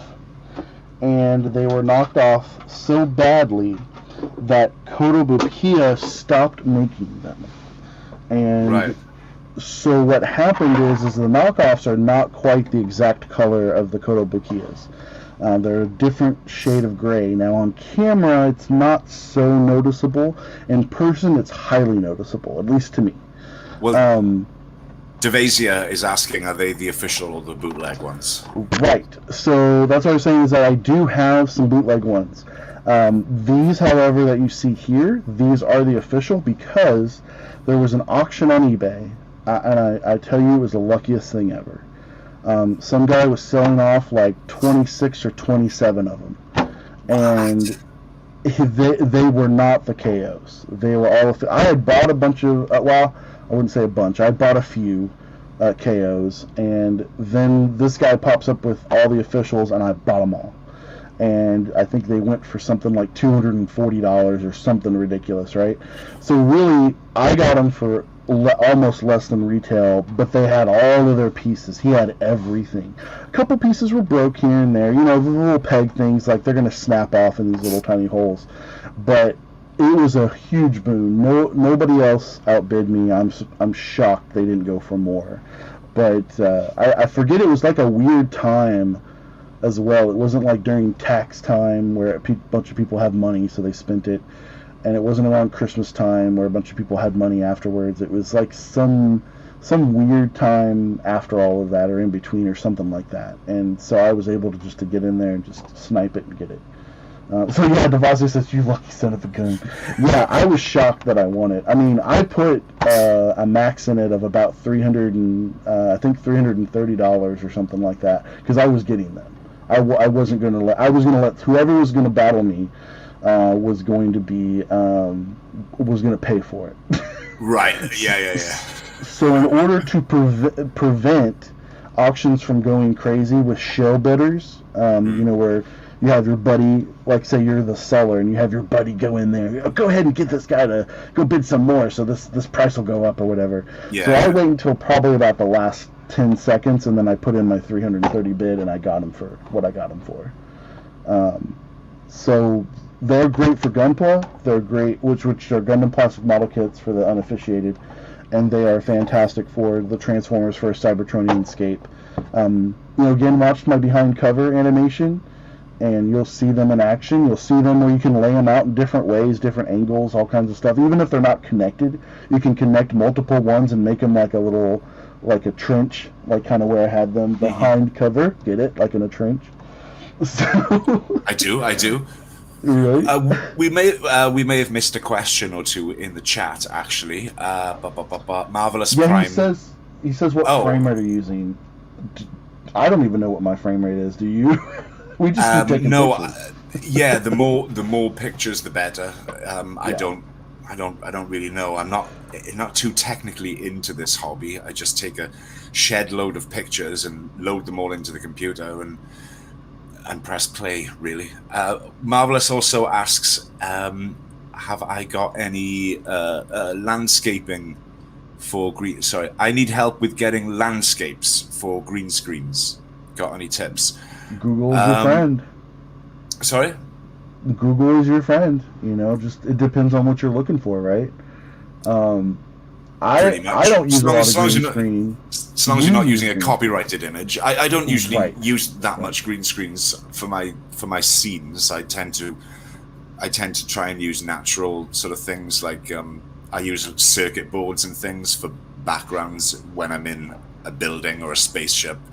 I usually rip the top off an old VCR player and just put it on its side, and that looks good, I think. It looks electronic. It's passable as a background on a spaceship. And when it comes to trying to create an outdoor landscape, I use a lot of rocks, and I go out in the garden and I cut twigs off bushes and I stick them in little ticky tack. Hide the ticky tack with a row of smaller rocks, and I like doing things like that. I like real things. I got the idea from I think it was the guy who directed Alien, when he was designing that ship they're all in, the Nostromo. I saw this in the making of, especially in the bowels of the ship, like down in engineering. He said that there was an Air Force base up the road from the studio. They were decommissioning a load of jets, and he asked them, "Look, can I rip these jets apart and use them as props in my film?" And they said yes, to his surprise. So, like, all the corridors of the engineering of the Nostromo, this ship in Alien, it's all basically jet engine parts, all in a row, uniform. So they kind of look... They did have utility once. They're not empty props. They once had a life. They once served a purpose. So when you see them in the film, you feel that. It feels like a real breathable thing. And that's where I got my idea to use circuit boards and busted up computer parts. They once had a purpose, and they still look like they're serving a purpose if you shine the light on them the right way. So yeah, if you're building a set, you don't need to take up a lot of space with your set, like Crimson's got there. It's not a huge chunk of space. You could fill it with your rocks and your twigs, or you could fill it with your circuit boards, or you could fill it with your beautifully made set pieces. Just try and think what works for you. Yeah, the space I'm using is just the L part of an L-shaped desk, and It's about 2.5 feet wide and about almost 2 feet deep. That's But I about also have a That's yeah, about the go ahead. size of my workspace as well. It's nothing Yeah. massive. Yeah. Right, and if you get like a low angle, right, like if you're shooting from a low angle up, then as long as you have a tall enough back plate or background, it'll make your figures look larger than life. Kind of like Right that on. Power Rangers, like shooting upward, but it'll also get it to where like you'll see a closer up picture from a different angle, and rather than just shooting down at them. If you shoot down at them all the time, your figures are going to look smaller and your backgrounds are going to look smaller. If you shoot kind of profile straight on and you have them far enough away from your background, you'll add more depth to your scene. So it's just kind of like angle tricks. Like you can't always just be like this all the time. It can't always be this angle. That's the biggest flaw I see in a lot of animations, where they're kind of shooting down at them at their toys while they're like on the couch or the floor or around a desk or something. Because backgrounds help. We now know they're toys. We know they're not real life, right? We know they're not moving on their own like Toy Story. We wish they do. But we know that's not happening. So if you shoot at them as if they were a real person and you're shooting at that like a real camera angle, then your figures, your characters will be larger than life, and that's what you want to promote. And definitely pay attention to backgrounds. I mean, you don't have to spend a bunch of money on backgrounds like I did. No. Or you don't even have to sacrifice your shrubs or your neighbor's yard like Ultra Marcus does, I told you once, didn't I? It was my neighbour's shrubs. They encroach into my garden, so when darkness falls, I'm out there with the scissors just chopping a few little twigs off. Not much, just a few at a time, and yeah. But you've got a point though with angles. Angles are very important. Like in the G1 cartoon, you often see a transformer, to sell the scale of it, they'll often shoot up at it. So sometimes I put my transformer on a couple of inches worth of maybe a books or something, just to elevate it, and so I can really raise the camera up to like look up. Like the famous shot of Shockwave is always up his chest, his huge sticky outy chest, and you might have to raise your background a little bit as well because of the angles. But there's a lot you should be aware of if you're doing stop motion in terms of what a lot you can do with angles. Crimson is right. It creates the sense of size. Because they are, just as he says, they are essentially toys, and we all know they're toys. But get in there, get up in the face of your toy, and don't be afraid to, There's that Shockwave angle, yeah. Yeah, I'd be like, Lord Megatron. Oh wait, hold on. Let me get in here. Oh, see, it's not. I can't get. So like, let's say if you shoot from this angle, right? You got like, okay, like he's having a conversation, right? He's like, Lord Megatron, the female Autobots the female Autobots continue to exist, and they are stealing energon from our factory. Have you been able to locate them, Shockwave? No, I haven't yet. Then I will send Decepticons to assist you, and you must capture Alita 1. Yes, but Lord Megatron out! He's so rude. So very rude. Stealing a line from Ultra Marcus's animation. No, but that's what I'm saying. Is like, so this is a figure, this is a toy, but when you do like that different angle, and just ignore kind of that background, right? And you have him up here. Now he's like taking up more of your frame, right? Yeah. He's taking up more of your frame. He's making your background, that same background where he's looking like a toy. That same background now looks like more detail in a larger room if all those other figures weren't next to it. That's how you get that kind of perspective. Trying just to find a frame of my. There you go. Hang on. Can I do a screen share just for a second? Hell yeah. Let's see if I've learned my lesson from earlier. Share. Yeah, we don't need to see your OnlyFans, Ultramarcus. Come on, man. Oh, don't worry, that stuff's all. It's not there. Crumbed. Dinobot share. There you go. Can you see that? I can. Let me add that to the stream. Oh, there you go. So there you go. Right. Yeah. There you go. So we're underneath Shockwave, looking up at him. We're creating. I think that's my own work, so I'm blowing my own trumpet here, but whatever. And Bruticus in the background. He's on a huge stack of books to fit him in there, because without those books, you wouldn't see him over Shockwave's shoulder.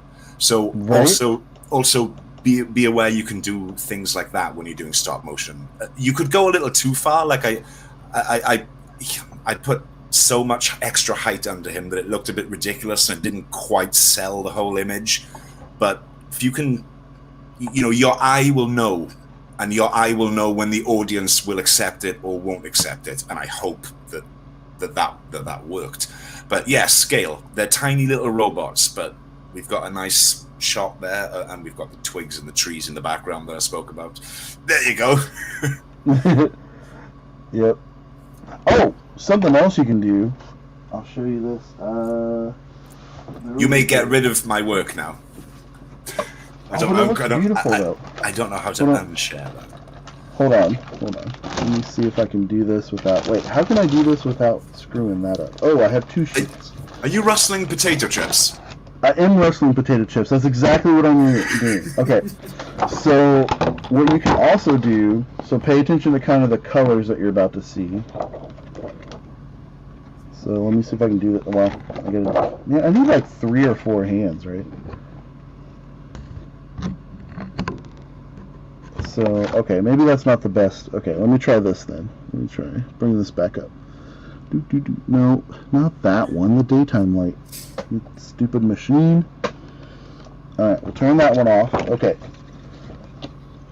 So, you see that lighting? That's purple. Yeah. Mm-hmm. So here's one sheet. The camera adjusts. Here's a second sheet. Oops. Here's a second sheet, right? So it adds a little more darker to it. You could also do, and I'll show you guys here what this is in just a second. I know Devasius put some stuff in there, so I want to get to his questions here too. But you can also add in, so you got your Decepticon purple. So we'll add that from one angle. It'll come from another angle, right? Let me get this thing in the way without knocking everything over. And then you have your pink up here, and that changes that scene completely, like a total mood change right off the bat. So rather than just that cool light, add some pink maybe over here where the purple was, add the purple up on top. Totally changes the mood of your scene, and definitely makes it more like, you're in Shockwave's house. This is where I store my energon, and I look at my space bridge controls, waiting for 72,000 astroseconds before I can launch another one. Yeah, see, I look at those controls right there that Ultramarcus is sharing. That's what I look at all day. Oh, I'm sorry. So what these are... oh yeah, I should probably... Okay, we can take that. No, that is an important part of like filmmaking as well. Like directors will sometimes take their entire movie and color it with a similar hue or color throughout all the scenes. What's another one that springs to mind to me? It's a bit dated now, this film, I suppose, but like Terminator 2 has this sort of this blue tint throughout pretty much all of it. Well, it's mostly filmed at night, and so James Cameron is sort of aiding that night feel with this beautiful blue. It just bounces off the skin tone of the human characters and the Terminators as well, because they have flesh. But I just think that's a beautiful, and it does affect and inform the mood of the whole production. It's not the only one that does it, but it's the only one that comes to mind. Yeah, see, these are gels. These are gel films. What they are? They're super cheap on Amazon. I ended up getting 2 sets of them because I have multiple cameras, right? So they come with 2 of each of them. But I wanted 4 of them because I had 2 cameras. I had 2 lamps on the right side and 2 lamps on this side. Now I've added another camera up top, and I've added the ring light around here. So that way everything shines as much as I want to. So you can actually cut these films up as well. You don't have to always keep them in the 8x10s or whatever they are, because they're basically like just the size of a sheet of paper. Hey, Delmas. Delmas has turned up. Yeah, hey, Delmas. Welcome in, Delmas. I'll show you. So, like, there's my lamp right there, right? So, like, the gel, you know, you're going to have a bunch of overhang, right? So you don't need to have that much. You know, like, I'll just set it right here. And then put another one up. And then you can just keep adding more and more and more until you get the desired color that you want. Basically, what you want to do is make it unique to your stop motion.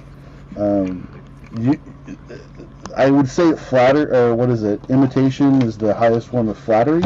Is that right? Is that the right? Yes. Word? Yeah. However, the problem is that by imitating everybody else's, you've lost your own style. So you want to create your own style because it's going to be your production, your animation. And we went on a long tirade about that, but it's important though. Scenery, background, angles, all that stuff is important. Gel forms are really, really important. We're looking at Shockwave's feet. That's very important as well. Well, our mutual friend Stevie P sent me this little colored light, which I can change to any color of the spectrum, really. And I use this a lot for a bit of extra color in a scene. Like, so I'll have my scene all lit, but I'll take this out of shot and I'll just maybe shine it on the background so that the computers in the background, the circuitry in the background has like a little tint or a bit of a glow to it. Or this shot that I've got. Can you put my chair up for a second? One more share. Oh, sure. Okay, I'm sorry. Add to stream. There we go. Yeah. There you go. So I'm shining. The red light is bouncing slightly off the. So you've got Zarek in the foreground. You've got a computer console in the middle, and you've got Shockwave in the background. Again, layers of depth. That's a nice thing to have if you're making a stop motion. And the middle layer is it's got a bit of red light bouncing off it. That's this little light, and I just love doing things like that. Experiments, just and once you've got your set up, you'll know then where to put the camera. Exactly. And you'll know then how to light it. But do your set first, and be the director. Be Spielberg or Cameron walking around the set thinking, right, I'm gonna shine the light from here. I'm gonna put the camera here. It's very organic for me in that regard. I build it and then I think, what do I want to do with this? Put that light back there. Let's see. Let me take Banana Storm out of here. I was gonna use her, but I can't do her voice. Oh, is Banana Storm is the Yellow Seeker a girl as well? Yes, yeah, official, and that's officially too from the trading card game. Oh, really? Yeah. Let's see. I don't know what did I do. Oh, the gooseneck is falling down. That's what's going on. All right, let's get that here. I want this down and like that. I'm sorry. I just recently bought a gooseneck so I could do this. So I could have my actual normal anchor for my camera, and then I can have this gooseneck that I can put the webcam and the ring light on. So anyway, real quick here, he says, Brett Former asks, so sorry, Brett Former, I know you've been waiting on that question. How long have you been a Transformers fan? A very long time. My brother is who got me into it, and that's, I never got to see the original Transformers TV run, but I never got to see the movie until years later. But I grew up with Generation 2, And Generation 2 was like the, Tales from the Cybernet Space Cube. Tells tales of the Transformers. Transformers, Generation 2. So I was there with, Bruticus is Elan, he's a big bad villain, like I was there during the rap and the purple camo and everything, and the water squirters, Deluge and GoBots and, all these. Oh, yeah. Inferno had a water squirter, didn't he? That's right. Exactly. Jazz had a bright neon gun, and he had a musical note on his head. Sideswipe was black and red, because black and red was awesome. It was cool. It was hip at the time. It was the early 90s. That sideswipe came out in the Siege line, didn't it? Or was it Earthrise? Yes. Yeah. So that sideswipe. The Alpha Strike pack. Yeah, he's a little dusty over here. Oop! I just about ran over my gel forms. Yeah. So your gel forms, you do not want to lay flat on the ground while you're rolling around on a chair. You want to have those leaning away from you. Yeah. So like the G2 sideswipe, yeah. So and he's got a brilliant. This is clear red, but it's painted silver on the underside. That's how they made this look so gorgeous. Wow. And I wish this was blue and I could rip it off and give it to Red Alert. If I could figure out a way to 3D print clear, without bubbles, without little nubs or little, like scratchy marks or whatever, if I could figure that out, everybody would have blue windshields that were out of Anyway, what am I talking about? Oh yeah. So that's Generation 2 sideswipe. Or for Siege, he's covert clone sideswipe, because we don't know why. Danny Dolphin in the house. Woo! Oh, Danny! Danny's coming in. Right? Oh, yo, girl! We got a bit of class in the comments section now. I'm sure Danny was like, CrimsonRaptors live? What is going on? Like, what bizarro zone is this that Crimson Raptor went live? She was only saying the other day, I think it was in Tales last night, actually. Oh, did you see it? She signed off from Tales with a dinosaur, and she was like, "I'm Crimson Raptors. Check my channel. I never make any content, but subscribe anyway." It's true. Well, here we are, Danny. He's doing something. Let's see. What else? Let's see here. Devasia says, I bought a green and blue screen. Haven't had time to test it for anything. It's way too big to fit where I need it to. So I wonder if he bought like the nylon, the stretchy stuff. Or cloth. If it's cloth, those are really hard to work with because there's all kinds of shadows on those. I bought I didn't buy it for stop motion, but I've got one of those really big rollout ones that gamers use, and because I bought it because I thought I was going to be a successful gamer, but that didn't work. But then when I started the stop motion, I was like, I've got a green screen thing, one that sort of like collapses in itself and goes in a little cagey kind of thing, a carry case. And that's just absolutely perfect. I don't know what material that is, but it just absorbs light. And it is huge, but it packs away really, really neatly. So that's what I use. Yeah, the reason why I don't use green screen in any of my stuff, I mean, I think I've mentioned this before, but the reason why I don't use it is because of the limits of my technology. Right. I am still on Windows XP, people. That's why I've been waiting to upgrade my computer. Because, I mean, for one thing, everything still works on Windows XP. Nobody's trying to do anything with it anymore, right? They're all off on whatever Mac is doing or whatever Windows wants to do with their thing. I'm, in fact, pretty sure a lot of the hacks and like viruses and stuff are more plentiful and easier to put them into a third-party app and have you actually download them and say yes, go ahead and take all my private information. Go ahead and have access to my contacts, my email, my pictures, my photos, everything. That would be so much easier than just randomly trying to find out IPs everywhere. But yeah, that's the whole reason why I haven't used a lot of green screen, because of the technology limit. But I will say there is some interest a little bit in the green screen, because there's certain things I will not be able to do in a full scale set. Like, I can't have, like, from where these guys are at right now, the wall is probably about 7.5 feet back in that direction.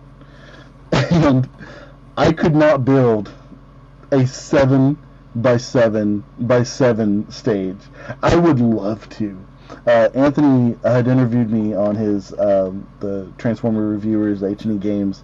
He had interviewed me, and he said, "What would I do if resources were, money was no object, and my resources were unlimited?" And it would be to hire on tons of people, have an actual dedicated, place where you could have this scene, have another scene, another set, another set, another set, another scene, another set, and just have those, just keep building those out, so they'll always be available. But I would have, like, somebody who's, like, a super good at, like, special effects with lasers, somebody who's super good with, where the light, the eyes glow or whatever. Somebody that's good with that. Somebody that's good with the sound effects. Somebody that's good with music. Somebody that's good with, like, different keyframing and stuff, making things zoom in and making the camera go this way and that way while characters are walking or talking. I would love to do just the animating. I would like to keep that just me. I would like to do just the editing, like the actual frames per second, that to be just me. And everything else is a community project. That's what I would like. That is not a thing right now. we all don't have unlimited time. We all don't have unlimited resources. I mean, I would pay all these people to do all this. They wouldn't just do it for free, right? Now they do it for free because we're all having fun with it, right? Well, in this scenario where you've got unlimited resources, you can afford to pay them. Exactly. So that way there would be interest in it. That way people could use that skill set, use it in a professional sense, in this very unprofessional stop motion series. Let me see here. What is Danny says that I'm hosting Anthony's stream when it's the UK people, so Ultra Marcus, Optimus Wilbur. Definitely go. Of course, you better subscribe to Ultra Marcus. His link is in the description. Go subscribe to him, then come back. It's good to know. Good to know I'm on with Wilbur. That's good. We had a great time, didn't we? A few weeks ago on Danny's channel. Actually, you, me, Input, and Wilbur. Danny was there as well. Obviously, it's her channel. Yep, Optimus Wilbur, really awesome guy. Definitely go subscribe to him and support that baby Grimlock of his. I love baby Grimlock. me and Grimlock, big baby. Me and Grimlock need support. The same universe. And we got Danny. Yeah, definitely. You people better be subscribing to Danny Dolphin. Every one of you. Devassia Motion, you guys better be subscribing to Devassia Motion. Input, Optimus Prime is in here. Orbital Bacon, everybody go subscribe to everybody that's in here. DFSS, SSS. He says we can hire him. He speaks to rabbits. So there is a Beast Wars Beast Wars Neo character named Stampy. He's a rabbit. So that might come in handy someday. Let's see here. What did... let's see. Oh, that's right. Devassia mentioned that Bandai are making their own chain-based things for 1/144 scale. So I've not seen that because I've seen some of their backgrounds, but let me share this. I'll show you guys here. How do I share the screen again? I always forget. Share screen. Always seems so complicated. Not that one. This one. You got this. There you go. Yeah, I'm trying to. I'm getting almost the hang of this. So we'll make this bigger. So these are those mechanical chain bases I was talking about. These are the new ones, and they're only $20 USD. So that's really, really good. And these are at HobbyLink Japan, HLJ.com. So HobbyLinkJapan.com. And not sponsored. Hashtag not sponsored. But you'll have two back plates, right? You'll see there's two back plates there, and then you have a top and a bottom. So The top are something that's like, it's got like a special connector, so you can put it on top of just like the ones I have.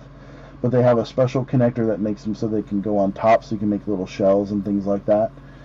So really what you're doing is you're getting the same thing that they got way back in the day.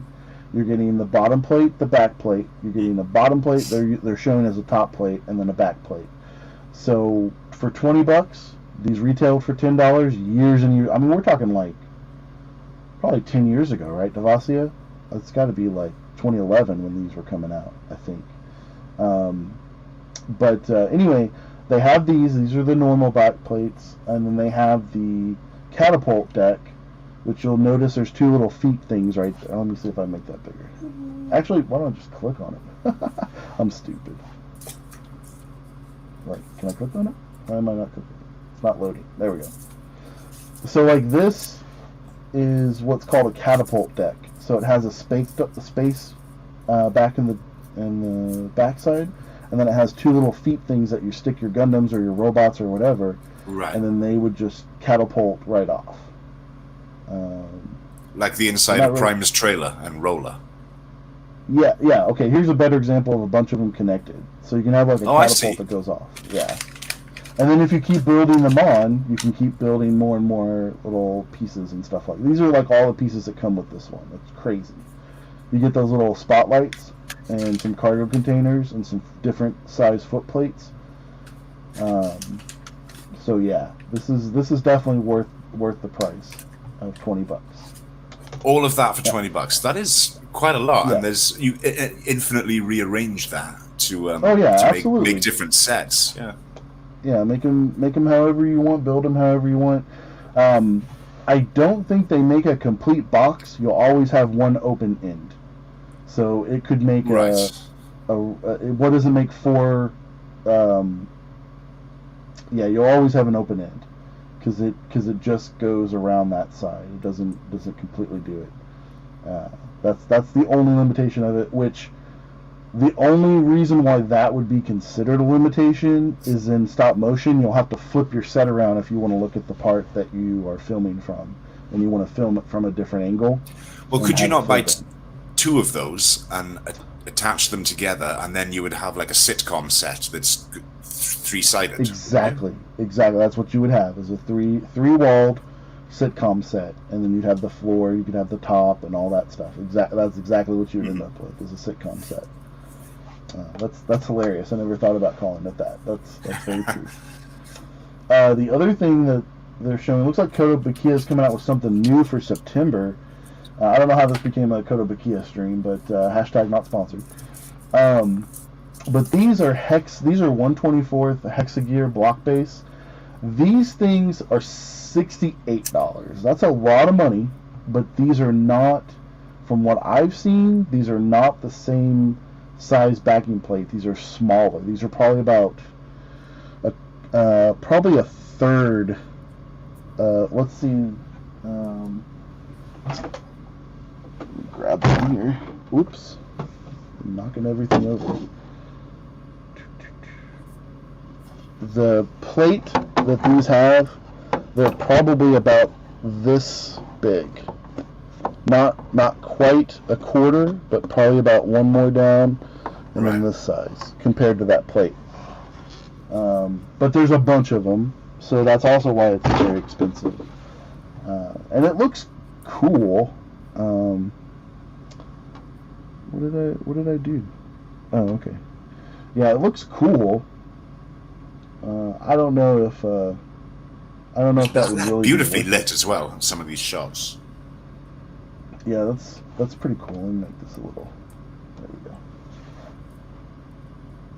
Yeah, I like all the little robots. These are random robots. These are non Gundam because it's Kotobukiya, so they're going to show their robots, right? Yeah, sure. But the thing I don't like about these is see the space. I don't know if you can see my cursor, but see the space in between these plates, not the dots, but the little the linking. There's like dashes where they're linking together. Or yeah, that I don't like. That's the same thing with with what I bought recently that Bandai's been making. Well, I guess what I would do with that is I would drape a black cloth behind that. I see. These are the ones that that I think Devasio was talking about. These are the Bandai ones. So they have like a little octagonal thing, and Devasio's going to be like, "You didn't cut off the whole gate with the screw." Look, it's not going to be in the frame. I don't care. It's saving me time. But they have these little holes here, right? So you can, in theory, move these little bars and stuff everywhere that you want. Right. But although these work if you're just putting, like, you know, let's say an Alita 1 or something, you're just, you know, they're about her size. It kind of works on one side of it, but the problem is you got this huge gap that's right here. Yeah. So a couple things you could do. Again, that's where those gels come in handy, right? So now you just put those behind that. Yeah. And shine some light behind it. So it looks like there's like a bunch of energon back there, or there's some purple lighting or something, right? Like they're doors, you know. Use your imagination, right? Yeah, of course. There's plenty you could do to hide that. Yep. And or do what Ultra Marcus says, just add some black curtains or something like that behind it, or you know, or even this is gonna be funny. I'm kind of giving away a little secrets here, but it's fun, right? So I went to Far Below. You're gonna get chucked out of the stop motion community, man, giving away all these trade secrets. Yeah, with very little animation done, right? So this right here.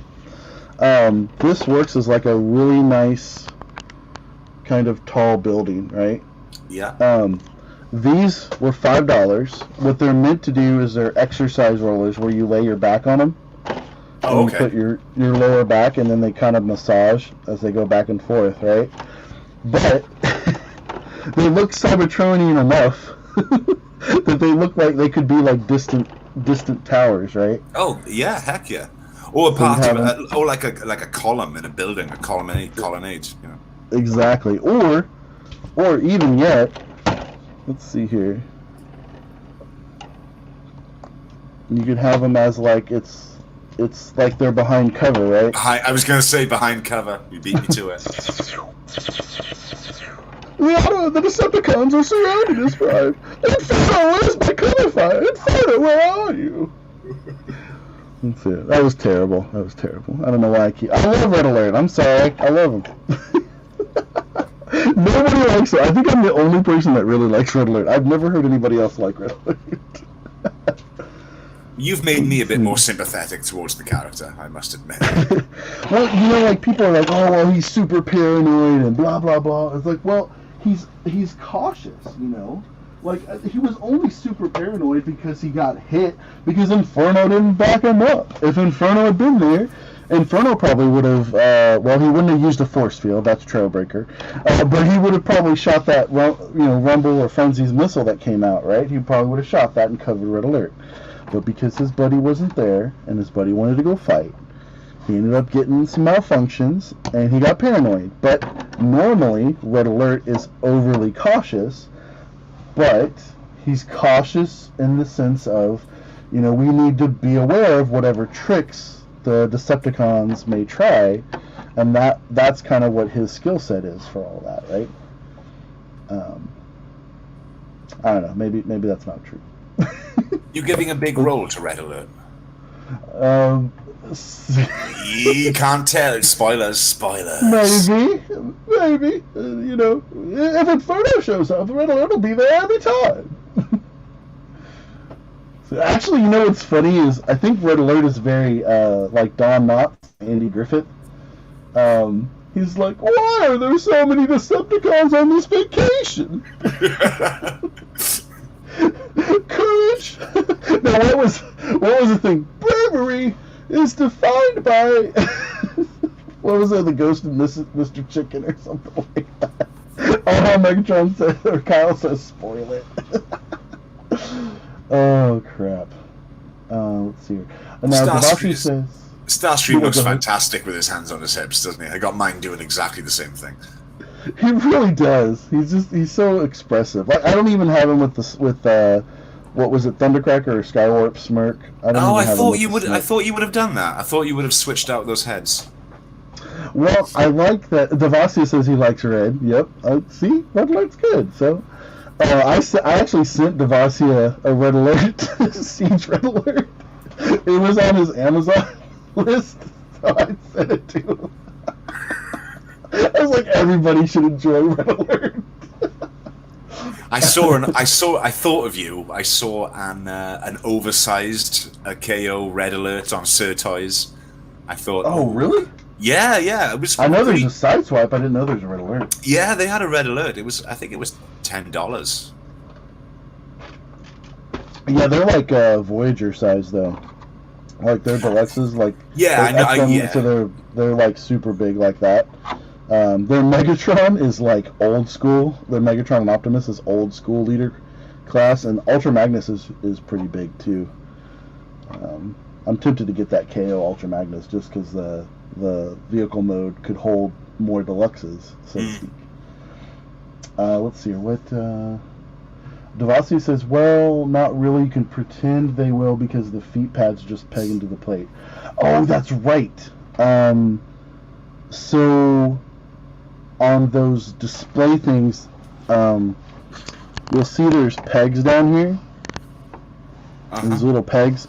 So on the ones they have now, they only peg into. They don't slide across. You can break off the peg and then use them to slide across, but you got to make sure it's along like a rail or something like this one is, so that way you can, not have it to where like they're waggling while they're going down in stop motion, Wiggly waggling. Is that a technical term? It is zigzagging, right? Well, you don't want them like, kind of going off kilter and stuff as they're going down the. But you shouldn't be focusing on the foot pads. You should be focusing on the mobile suit, the Gundam that slides out. But again, that's everybody's preference. But Kyle's like, those set pieces look nice. Oh yeah, for sure. They do. Devasi says I still need to get Toy Hacks labels for Red Alert. So you mentioned that you got a bunch of Toy Hacks as well. Oh, why am I the only one on the screen? Let's see it. You mentioned the toy hacks. What's the matter? Are you okay? I have a whole bunch of toy haxes myself. Actually, I have. Let me show you all my unapplied. You can't really see how. Can you see how much? So these are Siege ones. No, these are G1 actually. There's tons in there. I'm kind of waiting until I use the figure in my stop motion to put the stickers on, so there's no fingerprints, on them, and they're nice and fresh and all that. And I've been building up. A Siege collection as well. Siege War for Cybertron, and still haven't gotten around to applying all of them either. I mean, it takes a while. I mean, especially like Jetfire. Like that's Jetfire. I think. Well, he's got 3 sheets. I know he's got a ton. But that's G1 Jetfire, right? G1 Jetfire, I've also got him. Yeah. He's 3 sheets as well. They're in there somewhere. But I keep meaning to take an afternoon. But I've delayed it so long, it's now like a weekend. I need to take a weekend sometime to do all these. But they will be done. I can assure you of that. Yeah, I just ordered some on.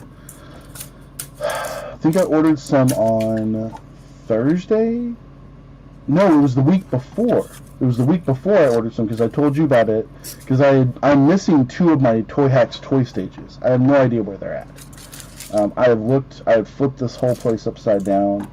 I would not think I would put them in a box.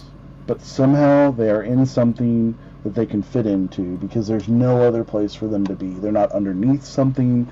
I would not have something sitting on top of them. Because you need to be able to fold them out. The toy stages need to be able to fold out. I wouldn't have them laying flat. I have looked everywhere. I cannot find them. I wouldn't put them behind a shelf, a bookcase, nothing. So I just ordered 2 more again. Whatever. If I get extras, whatever, they'll end up on a shelf anyway, eventually. But they would not get. They still haven't shipped. But then I made another order. I didn't tell you this. I made another order on Friday for some other stuff. That has already shipped. But my other order with the Toy Stages hasn't. Go figure. Well, I'm not surprised you can't find them, because you showed me an All Hail around your room the other day, and there's quite a lot of stuff in there. It's a disaster in here. Yeah. Oh, I wouldn't say it was a disaster, but it was like behind closed doors at the museum. You know, all the stuff they don't put on display. You know, wall to ceiling with antiquities and treasures, and you're like, this stuff is gold, and you're like, yeah, it's all in the boxes. I haven't got room for it. So, Devasia mentions the Archangel catapult deck and the white base catapult deck. The white base catapult deck, I showed Ultra Marcus and All Hail Megatron. I have that in the other room. And hey, G-Rex, what's going on, man? G-Rex raw. So there in the other room, the white base catapult deck is super dusty, but it has all of my built mobile suits, Zaku's, the RB-79 balls. I have all 8 of my balls out there. And I have my GMs, my RGM-79s, or no, is it RB-78? It's RB. I don't know. Anyway, I forget. I'm thinking about Transformers right now. We're not talking about Gundam. But we're using the Gundam background for Transformers. But the white base I have out there, the white base probably wouldn't work for Transformers because it actually has a little walkway that's meant for humans to walk on, right? And it will not fit the tiniest Titan Masters. It just won't work. But it would be hilarious if it did, right? And then the Archangel, I saw that. That looks amazing, Devasia Motion, but I'm glad I don't need it because it's very expensive. I totally agree. I wish if they made an Albion, I'd be somewhat tempted, but if they made a Gray Phantom, I would be 100% all in from 0080, War in the Pocket, Gray Phantom, mobile suit deck. I would 100% be in. Let's see. I think we answered all the questions, though. Let's see. I just want to double check. Devasia says, Sideswipe died in IDW and then a new generation Transformer was born that ended up looking like him or something like that. I haven't read that far. That must be in Phase 2. I haven't read that far out. Let's see. Oh no, he says it's one of those big fold-out ones with a metal rod that stretches it flat. I think it's made of polyester. Let's see. I think that's it. Britformer says it's fine, CrimsonRaptor, and I've been a fan of Transformers since 2007, when Transformers Animated went to Cartoon Network before the Bayverse movies were a thing. That's cool. I'm sorry about getting to that so late. I'm sorry. Let's see. Yeah, Devasia mentioned he considered using all his leftover Gundam figures and use them as backdrop filler, but then he felt they looked better in the bin. Yeah, I would say there is such a thing as making, I think Gundam fans probably wouldn't get this reference as much, but there is something where you'll end up making your set look like the planet of junk, and you don't want that unless you're on the planet of junk. That is true. Let's see here. Yeah, okay, cool. We answered all the questions there. I know not everybody from start to finish has been here for 2 hours. This is crazy. Hey, anytime that hey, Victor Villa, what's going on? Whoa, hello, Victor Villa, dude. That's now that's is that a blast from the past? It really is. That's a name I have not heard in a long, long time. So Victor Villa, we are from the old school days of my gaming days on Battlefield 1942. I'm trying to remember. I can't even remember. I almost would have remembered what Slade Master. Was that your original name? Was Slade Master Victor? Scimitar! Yeah, Scimitar, that's right. From a long time ago, that's right. Who was Slade Master then? Was that your brother? I'm trying to remember now. Um, that was so long ago. Wow, that brings back a lot of memories, man. Old war buddies reunited. Literally, old World War II buddies, right? We would play Desert Combat. Yeah, Slade Master was my brother. Yeah, see? I knew it was an S name. We both had S names, but I was like, Simidar makes, like, I always thought of Simidar as like, simmer down now, simmer down. What was the I'm trying to remember Ken's name, from, we used to talk on Ventrilo and stuff, and TeamSpeak. Oh my God, those were old days. Nobody here but probably me and Victor even know what TeamSpeak and Ventrilo were. X-Fire. Does anybody remember X-Fire? Nobody remembers that. That Steam has taken over all of that. So that's crazy. Yeah, Ruckus Bringa. Yeah, that's right, it's Ken. Oh my God. Yeah, bring the Ruckus. Dude. Yeah, I was see, the Ultra Marcus, this is, I used to be a big gamer back in the day. A big PlayStation. Big PC gamer.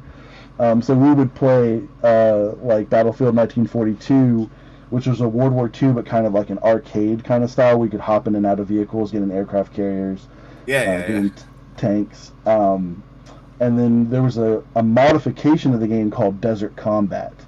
And that was where you could play the first Gulf War. You could do like an M1A1 Abrams, F-15 jet, so you could fly around like Starscream and Thundercracker and Skywarp. Man, that's crazy. Blast from the past, Victor, man.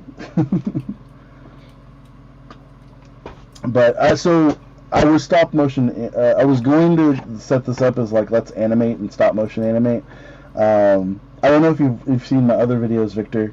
But I like Transformers and Gundam and dinosaurs, of course. But we ended up turning this into like a hangout and chill kind of stream. Also, Marcus is across. You may have to change the. You may have to change the title of the of the video retrospectively. Let's chill with CrimsonRaptors and Ultra Marcus. But Ultra Marcus is across the pond. He's in the UK, so. It's pretty cool, this whole community and everything, this little group of Transformer YouTubers, and just a lot of great positive people. I have successfully removed the emblem from this dude. Unfortunately, I've revealed the clear plastic underneath, but it's pretty uniform. You know, it's still got the silver there, and I'm going to place a little Decepticon badge there. Well, how come you didn't just put a Decepticon badge on it anyway? Yeah, I could possibly have done that. Oh well. I wanted to be able to say I had modified the figure, and now I have. Well, that's true. You have modified it. So like with exhaust, let me put myself on blast. So with exhaust, I just slapped a Decepticon symbol on him. Oh yeah. I was just like, that's done. Well, did he have the same logo that the same emblem that this guy had? He didn't have the Quintesson emblem. He had the mercenary little monkey emblem. Yeah. So I didn't like that. So I'll make him a Decepticon. So because there's not really room for mercenaries in my series. Their double dealer will be in it, but there's not really room for that. So Victor says, yeah, weren't you working on a Gundam mod for Battlefield 92? So it wasn't a Gundam mod, it was a Terminator mod. And I have all those files, by the way. I just never finished it. So, like, I have, like, endoskeletons that are coming down, like Omaha Beach. And then I have, like, the pulse lasers, where the lasers... So normally, like Ultra Marcus, you know, like in Star Wars, where like you have the laser, it just goes pshoo, pshoo, and it just kind of slides and flies off the screen, right? Well, in the game, I figured it out to where, like, I got this particular graphic where you could fire the laser, it's bright, and then it starts to fade over time. And so it looks like the lasers from Terminator 2, like in the Future War and stuff like that. Yeah, cool, in the opening scene. Yeah, I just never... I mean, I had a hunter-killer, aerial hunter-killer, you could get into it. But if you... Nothing worked on it. Like, you could get into it, but like you'd hear like the propellers of the plane going off and stuff. It was all kinds of messed up. So yeah, I still have all those files. I'd love to actually. You know what's funny now? Those files, because we now have 3D printing, and in this future of ours, I could just 3D print out those models and paint them and stop motion animate them. So I mean it's crazy. The technology that's changed over just 10 years. So let's see, what is this? Brickbot says, well, Britformer says that looks awesome. Brickbot says your Decius drone, your what you got on there. Could put could put a rub badge on him. Yep. Although he'd be a bit odd one out, I suppose, with one of those. But yeah, got some of those. And Brickbot says the Decius drone's going to be a generic Cybertronian citizen. So that's a good idea. That's a good idea. I like that, because then you'll have like your Ratchet, your Trailbreaker, your Ironhide, and who else could be in that mold? I'm trying to think. Somebody actually took a Ratchet or a Wheeljack. I'm sorry, a Ratchet or an Ironhide and turned it into a Wheeljack. So he had like his van mode from the first episode. Yeah. I was like, that's kind of neat. Yeah. I think it's a little too tall for Wheeljack, but it does still look like him. Let's see here. Yeah, so All Hail Megatron says, what, you didn't like the monkey Iblin? No, I did not. No need for the mercenary. Let's see. Britformer says, I would like to stay on here longer, but sadly I have to go. Enjoy the stream. Bye, CrimsonRaptors. And Britformer, I think, left the very first comment before we even went on, so... Yep. Well done for staying the distance. Absolutely, absolutely. Well, we got on for 2.5 hours. Have we gone on long enough, Ultramarcus? It's 20 past 3 here. I don't know if personally I can last too much longer. If somebody else wants to jump in and save this stream, Danny, Kyle. I don't know. I think we should call it a night. I do actually have to work tomorrow. Really? On Memorial Day weekend? On the Queen's birthday? Yeah, well, you know, I gotta pay for those Unicrons somehow, right? oh yeah. How many again? 3? Yeah, mine still have not, I still haven't got my shipping notice for them. I emailed to kind of figure out, hey, I'm just kind of curious, you know, and... I did spend a lot of money. I mean, where are they? I think probably, and I forget where, I think I don't know, I tell so many people this, but I think what they were doing was they were fulfilling, Hasbro Pulse was fulfilling everybody that ordered 1 or 2, right. or at least the 1, right? Because that got rid of the most customers right off the bat, satisfied, sure, right? Yeah. And then the people that ordered multiples, they're like, you can wait. Thanks for your money, but you can wait.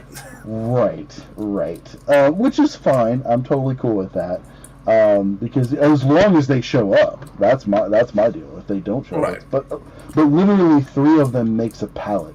So I'm very curious. Are they going to ship them like individually with banged up boxes, or do I get the pallet too? Do I get the Hasbro? Do I get the Chinese Hasbro wooden pallet crate? Like, how are they going to get that? You know, that would be awesome.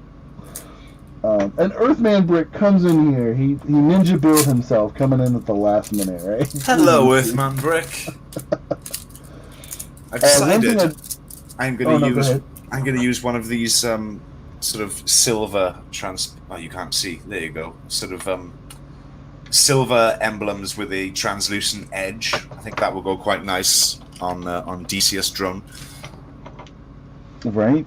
So yeah, I think that I like this because it matches his gray kind of color that's on that. I don't have this is what I did to my Decius drone, so I don't I don't have one nearby. There's a Crosshairs and a Siege Ratchet that are looking very awful. Actually, the Siege Ratchet didn't look bad. He just got a red chest on him now. Sorry. I thought you were whipping out a DCS drone then. No, they're all in. The other ones are in packages, but the only Decius drone I had was that I took out of the package was turned into a Trailbreaker, Siege Trailbreaker. So these are the other 2 things I have that I use for stop motion are laser pointers. Yeah, and very handy. Big shout out to Devasia Motion. He told me, he said, "What's setting me back?" That's what's setting me back. Or what's that setting me back? So this this is the green one, a super bright green one. Probably gonna blind some people. It's blinding me on this side. And then this blue one, which is super crappy. I thought it would be like as bright as this green one, but nope. This is a really dull kind of blue, purple something. But it doesn't work here because Shockwave's eyes are, yellow, so it kind of makes it look like a purpley green. Oh, that works. You caught that beautifully then. I haven't got the Shockwave. Is there light piping with Shockwave? Yeah, see, look at that. Lord Megatron, there's something wrong with my optics. All I see is nothing but green right now. I don't think this is how this is supposed to work. And there you go. I have a red one somewhere. I don't know where it's on. I think that matches the. Let me let me make it bigger. Put you on blast. Oh right. Yeah. So that really matches the silver on him. So yeah, I think that was sweet. That was a success. Cool. That's pretty cool. Oh, dude, you got your seeker. I didn't even notice your seeker was laying there the whole time, right there in the camera. Right there. Thing. Yeah, that's awesome. Yeah, so I definitely recommend these laser pointers. This would be like a good for Acid Storm to have that green pointing on the null ray or something like that, and then get a shot of it. Because Devasia is the master at laser pointers. If you guys have not seen his animations with the Gundam, he uses every single piece of a Gundam, and they look amazing. These pointers are not expensive online. No, there are yellow pointers, but from what I understand, they're either really crap or really expensive. Yeah, I would like a white laser pointer, but nobody needs a white laser pointer. You know what I mean? They would come so handy for us in Transformers. Let's see here. Lord Megatron, Lord Megatron, I am legally required to provide this disclaimer. My eye may cause epilepsy. Yep. Well, this is awesome. I can't believe, I really appreciate everybody showing up here in the stream. I didn't really promote this. It was just kind of just talking with Ultra Marcus. 15 minutes before we went live, you started posting on all the Discords you were allowed to post in. Hey, we're going live in 15 minutes, right? And people did turn up. So yeah, thanks everyone. I hope we got all the questions answered. Yeah, I checked my Instagram and I thought about promoting it there, but I was like, eh. That would be the first thing you'd posted on Instagram in 6 months. So no one's checking your Instagram for regular updates. Something in January, I think. I posted stories in April. Oh, did you? Oh, yeah. You need to post more. I know, I really do. I'm terrible at it. But I've been doing this stuff. I've been customizing. I've been hanging out on people's streams. I've been watching YouTube 24/7, which is a complete time suck sometimes. Because it's my television, right? Yes, my television as well. I haven't got cable, which is what you call it. And I don't have cable. I don't have none of that. I mean, we could get the over-the-air. They have the digital over-the-air channels, but screw that. YouTube is my TV now. Hashtag not sponsored. Yep. How do people do the light-up effects for Wheeljack? Well, that's kind of what I got this blue thing for. I don't even know where my Wheeljack is. He's not anywhere nearby. Yeah, I've just decided I might go crazy on this guy with a chrome pen. Just follow some of the... Let's see. Yeah, you should totally do chrome on that. The Desolate Chrome look great. Follow some of these lines in the shoulders and stuff like that. So see, you could do this little blue light right here, but you'd want to have two of them. And I don't know, you'd have to have an arm or something that would point at this and then hold it. and then you have another arm that would point the other one, right?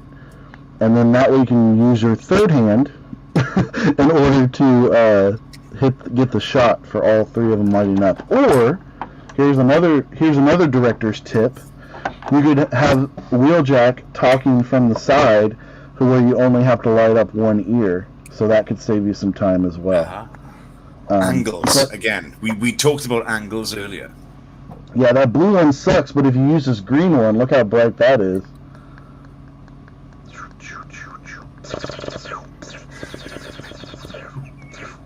Fair play. Your special effects noises are great. I can do. Let me think of.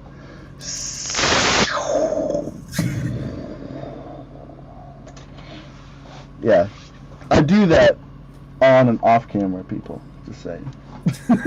I do that when no one else is around. I do it for my own amusement. Yep. What is Devassi says he's been wasting time playing Subnautica. Oh my god, I have seen so many people playing that Subnautica game. It's like the new Among Us or something. Like everybody is addicted to it. It looks cool, but I can totally see that being a total time suck. But talking about computer games real quick. I know we're going off on different tangents. After I was done gaming, and Victor Villa gets this too, right? So after I was done gaming, after you leave the game, it's like, oh my god, I've played all this time. I have great fun with friends, but I've accomplished nothing physically, right? Like, the game's off, it's done, right? But Victor says, I gotta go, Raptor. Have a great man. Good seeing you again. Oh my, yeah, it had been since 2000. No, it couldn't have been from 2004. It couldn't have been that long ago, was it?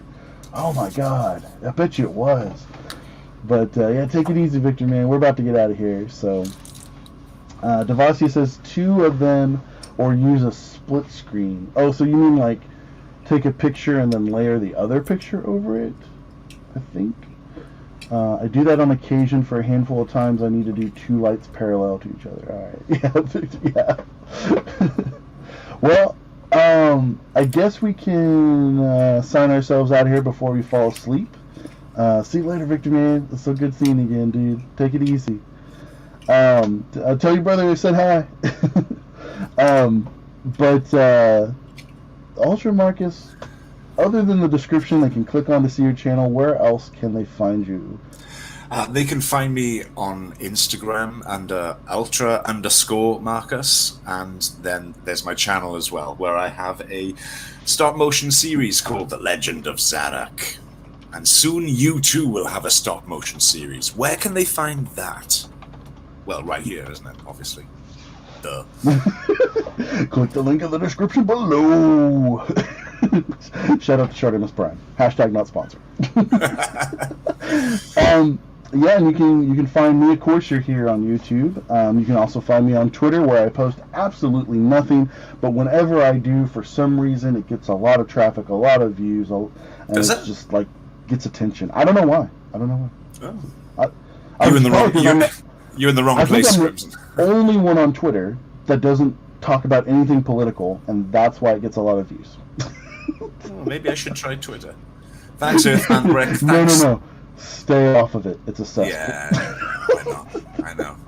Joe Rogan said it was toxic, so he must be right. Oh yeah, it really is. I think T-Fan Page 101, shout out to Brian, and Rodimus Primal, I think they're the only 2 that actually use Twitter in a non-confrontational way. I would say that would be a good way of saying that, because everything else that I see on Twitter, not everybody I follow, not everybody that follows me, but a lot of stuff that gets recommended to me from Twitter is nothing but just straight up confrontational.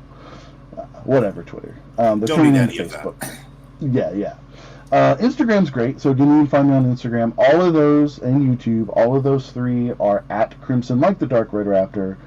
Like the dark red raptor of me, right? Of like the dark red color, and Raptors, Raptors.